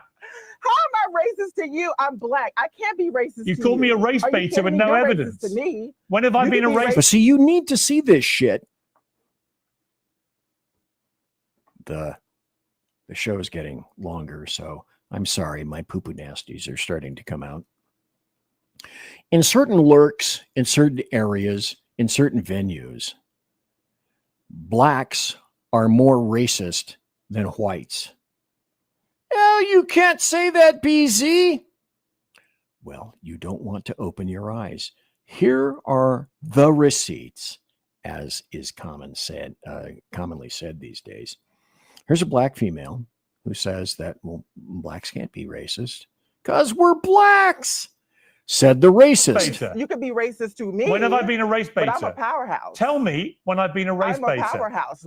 Well, you may be a Here's- powerhouse. Understand something. This is Riley Gaines on the right who's laughing. You may be a I'm a power. You may be a powerhouse. Okay. When have I been a race I want you to baiter? admit that. When have okay? I been a race baiter? Okay. When have I been a race baiter? Okay. This is absurd. No, hang on. Tell me, Honey. Blossom. Give me one example of me. Honey. So how many people would put this on their shows? There are some people on some shows in some venues that say, BZ, and I've been sent emails, BZ, sometimes you go too far. You must be the racist. They don't listen to the shows. I'm white, so because I'm white, I must be the racist. But I pull no punches. Blacks are racists. Whites are racists. Asians are racists. The Japanese are some of the most ethnocentric people on the planet. The Chinese are some of the most ethnocentric people on the planet. For leftists, that means race favoring. In case you guys just tuned in, consult your Funkin' Wagnalls. But I bring this to you to indicate that this is a happy story because this is how ignorant some people are. I won't be able to get, here's the thing. I had some great stories for Canada Heavy Hall about Canada itself tonight, and I'm not going to be able to get to them. I'm going to wrap up the show with California, always spelled with a K, Californians Gavin Newsom. Because when you're somebody like Gavin Newsom and you want to get on someone's show, because podcasts, as we're discovering, are so in right now. Well, the Republicans, these people went on podcasts and they actually talked to people and they had conversations, and that's what did it. I know we have to get on podcasts, say Democrats and leftists, except wait a minute. The best way to get on a show like that, this is from New York Post. Gavin Newsom claims he's punching back at son of a bitch Joe Rogan in a vulgar plea to appear on his show. So what part of this makes sense to you if you're not a Democrat or a leftist? Okay, Gavin Newsom wants to be on Joe Rogan's show because Joe Rogan has probably the #1 podcast on the planet, as far as I know. That's as close as I can get. So he thinks that he'll sweet talk his way onto Joe Rogan's show by calling Joe Rogan a son of a bitch in a vulgar plea. Please have me on your show if you would, Joe Rogan, because I have a very convincing manner. I'll cross my legs. Maybe I'll frown at you in order to convince hordes of people that, hey, you need to vote for me. Here's another story. Again, this will be in the show notes. Again, Daily Mail. I find a lot of good stuff on the Daily Mail in UK news because in any number of cases, you won't find that stuff here. The smoking gun proof that Gavin Newsom is to blame for the deadly LA fires. So there's a guy named Spencer Pratt, and he thinks he's going to win his lawsuit that he has against the city of Los Angeles following the arrest of that French leftist terrorist that was a nutcase, and he set the Southern California fires. And he was living, this guy Spencer Pratt was living in, I think he was in the Pacific Palisades neighborhood. That got torched, and that was gone. So this guy Spencer Pratt, I do not know him, but apparently he's some type of celebrity. And he has some kind of a social media presence. And he's trying to keep the lawsuits in the news. And he's saying his contention is that Governor Newsom and Karen Bass, the LA mayor, were negligent when it came to stopping the fires from spreading. And it said, it was always the main crux of our legal case. Somebody lit the Lackman fire on New Year's Eve. The fire was not properly contained and it rekindled. And that's precisely why Governor Newsom and the mayor and the state are culpable. They allowed a fire to smolder for a week without doing anything to mitigate it. Now, anyone who knows anything about firefighting, or if you've been involved in a fire or around a major fire, you know that if it was significant, the firefighters don't just come and put the wet stuff on the red stuff and then go away. Because depending upon the size of the debris and the fuel involved from the fire triangle, you have to constantly monitor that because you can have reflashes. Fires can re-emerge. But apparently that wasn't done this time. And so these people are saying, this is standard operating procedure for Gavin Newsom and the state of California. Now, I'm going to show you this. My wife, not me, Mrs. BZ, I don't know how she got on this list, but she's on a list to receive texts from California, always spelled it with a K, Democrats. And so this was a text sent to her, and I will read it because the letters are really small, and especially for those people that are listening and they're not watching right now. So this is a text sent to all of Gavin Newsom's minions, and it got sent to her as well. We are legally, there's a point coming. We are legally required to report what we raise, Gavin Newsom. In just a moment, I'm going to ask you to make a well-timed donation to help me pass the Election Rigging Response Act. Please give me a chance to explain why this request, especially today, is so important. Here's the truth. In just a few days, November, okay, we have our final official fundraising deadline of the campaign. When it ends, we're legally required to report just how much we've raised. Everybody's going to be watching, not just here, but Republicans in other states who want to see Democrats' enthusiasm to stop Trump from rigging maps in more states. This is raising money for California. I'll spell it with K. Prop 50. If we report a big number, they'll know Americans are deeply opposed to their efforts to rig the next election. Plus, every donation will help us win our race in California. God help us if we lose here and Republicans redistrict everywhere. We may have enjoyed our last free and fair election. So please, if we're going to persuade and turn out the voters we need to win, then I need you now. If you can, make one last contribution here. Here's what you can't see. There's a link in here. And would any of you be shocked? But here's the evidence that BZ provides. This is why you watch and listen to the show live and later on in podcast. Where does this go? Where do the donations for Governor Newsom go? Well, if you can't see this, let me educate you. They go to secure.actblue.com. The donations are going to Act Blue.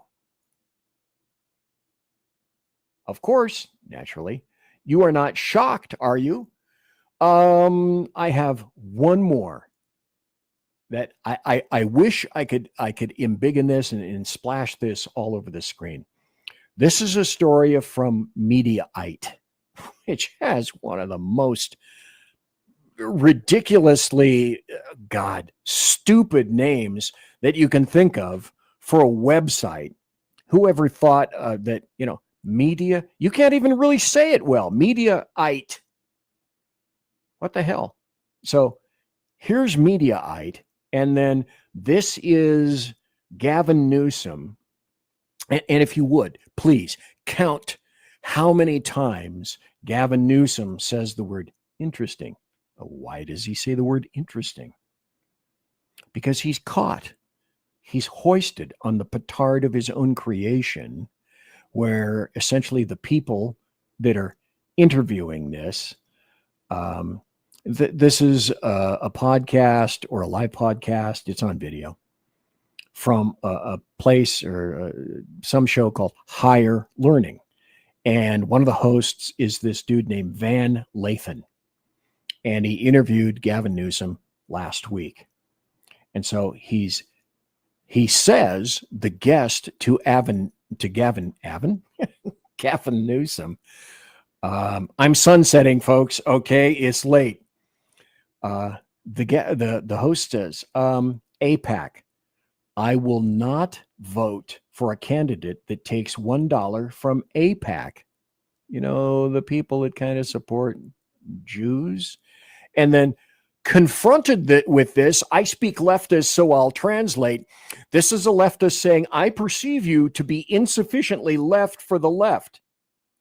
And if AIPAC contributed any money to you, which they did to Gavin Newsom, I will not be voting for you. Now, this is as big as I'll be able to make it. I couldn't figure out how to put this someplace else. So you're going to see it, but yeah, listen to this. Let me crank it up all the way. I hope the volume is acceptable.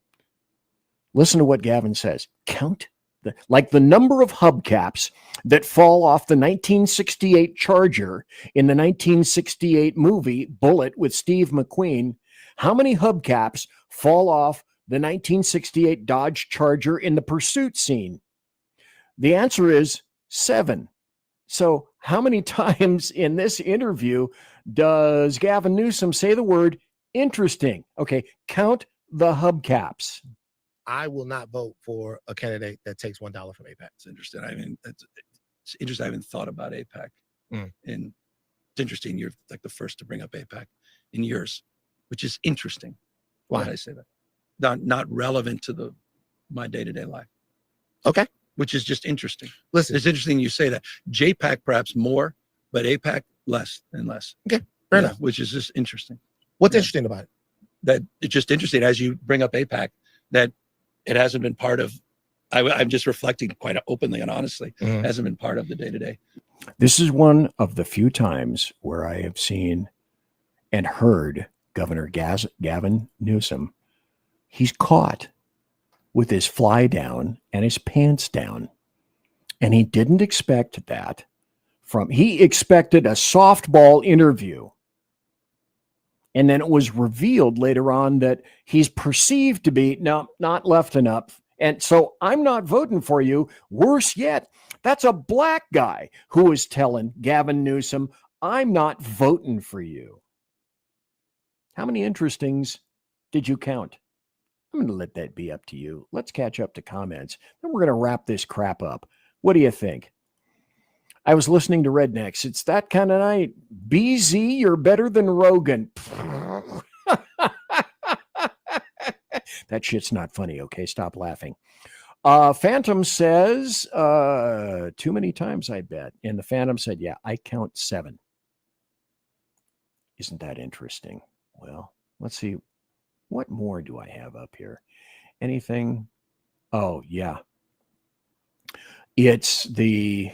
I have no time to cover this tonight because I know you guys want to get to your weekend. And I'm going to tell you right off the bat, early and frequently, this is my last show of the week. Thursday night shows are the last. So I hope you guys have a great Friday tomorrow. We're going to take our little doggy back into the vet. And we're going to give him more fluids. Every day we've been giving him an IV drip. And it makes me cringe to think that we have to take this big needle and jam it into the back of the neck of this poor lad, Jake. It hurts me to hurt him. Sometime next week, and Sean Lewis on Edge of Liberty has addressed this any number of times, but Assembly Bill 495 in California was just signed by Gavin Newsom, basically relegating the government as, well, they own your children. And this is going to create a host of problems. So many problems and so many issues that Sean has addressed. I was thinking about trying to get him on the show tonight, and I thought, no, with all the rest of the stuff that's going on, I just don't have the time, but maybe Sean can address that in depth on Monday or not. He's already addressed it. Or maybe I can get him back on the show on Tuesday and have him go into great detail. Because if there's somebody that can explain this incredibly well, I determined and sussed out that it was Sean Lewis, because he has kids in the state of California and it affects he and his family and his kids directly. So he's probably the best person to be able to figure out how and where that goes. And so I believe that probably I've had some good viewing, some good numbers on the show. I will say it again. I don't do this show for money. I do it for shits and giggles and grins. And I attempt, at least in some meager fashion, to attempt to put sort of an upwards crease occasionally on your pie hole. And if I had tonight, then as far as I'm concerned, that's a plus for me. Thanks for the suggestions. As per normal, unless I kick the can and cack over the weekend.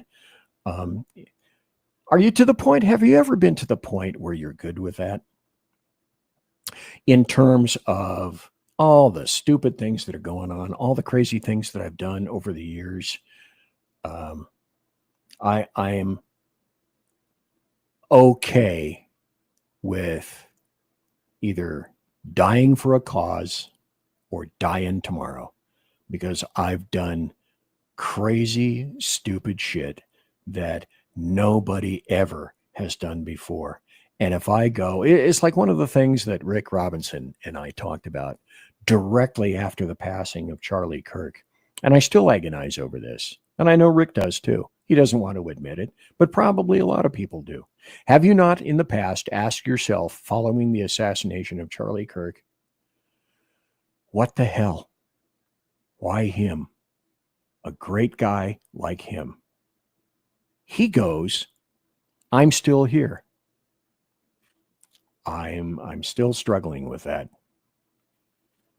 It's a conundrum that we're all going to have to face. It's still, there's still so much more to sift out through Charlie Kirk. But I think he made a bunch of us focus like a laser beam. Well, since I'm bringing this up, let me go over here. I had some happy story stuff. Oh, that's the Canada stuff. Let me see if I can get to this and find it. Damn it. Okay, now I can't find it up in my tab. So I'll talk about this. There are some positive signs with regard to religion in the United States. Things that I certainly had not seen coming at all. And next Tuesday, I'll probably tell you about them. And sooner or later for Canada Heavy Haul, I got to tell you how Canada is a mired, atrocious piece of cesspool-ridden crap. Canada is falling down the tubes. Almost, but not quite, as bad as the UK right now. That having been said, I conclude this show. I say from my official Demorat Crying Baby mug, because the theme of the show tonight was Demorats Uncork on Demorats. So you didn't see the BZ KC 135 mug. You saw the Crying Baby Demorat mug. God, would you? I don't love Ricky Robinson. Get that banner off there. Thank you for, by the way, Rick. Thank you for simulcasting the show. And to all the other people that are on KLRN right now, watching live, thanks for watching through KLRN. And then I will put this show up as a podcast later, maybe after midnight, definitely by tomorrow. I'll put it up through Rumble, and I'll also put up so you people can see the podcast in either Rumble and or YouTube. And just remember, if you want to find out, hey, that thing that BZ spoke about, where can I? On Rumble. Okay. On Rumble. By the way, for those of you who just stepped into the show, this is where I say, you're late and you missed it all. Good God. Ladies and gentlemen, boys and girls, children of all ages, thanks for listening to BZ's Berserk Bobcat Saloon radio show live and direct right here on the SHR Media Network on KLRN, on all the podcatchers anywhere and everywhere, up, down, north, east, west, south. What am I going to say next? You know, promotional consideration by the Lockheed Martin Skunk Works, by Shure and Electro Voice microphones, by, at least temporarily, until Jeremy Hansen helps me, my Arrakis ArcTalk Blue Board, and also the Pratt & Whitney Dependable Engine Company. What do they produce? Come on, sing it and shout it out loud, folks. They produce Thrust. You can trust. And as per normal, tiaras are by My Little Pony.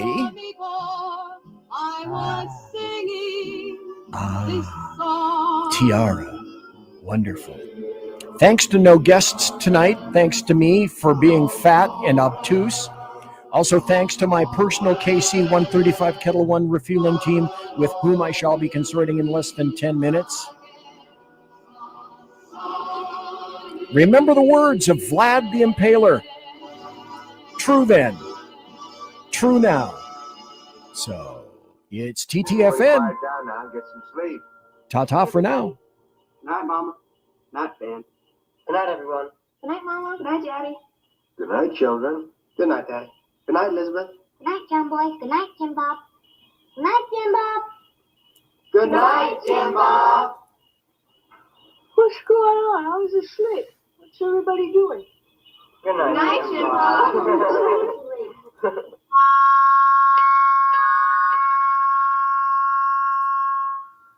Good night, and good luck.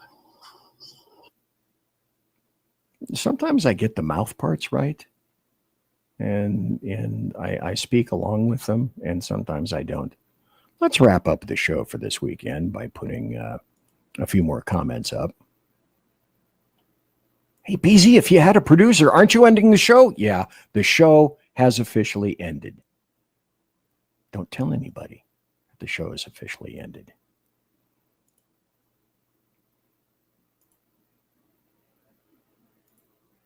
Good night, Ed. And good night, Jake. Everybody, God bless, take care, and be safe. Jake will win at life. God, the comments are still coming. What the hair? What the hair? Fred, the seeing eye chameleon. Folks, that's it. Good night. Go away. Go to bed. The hell is wrong with you? Drink heavily before you go to bed, though. Ciao.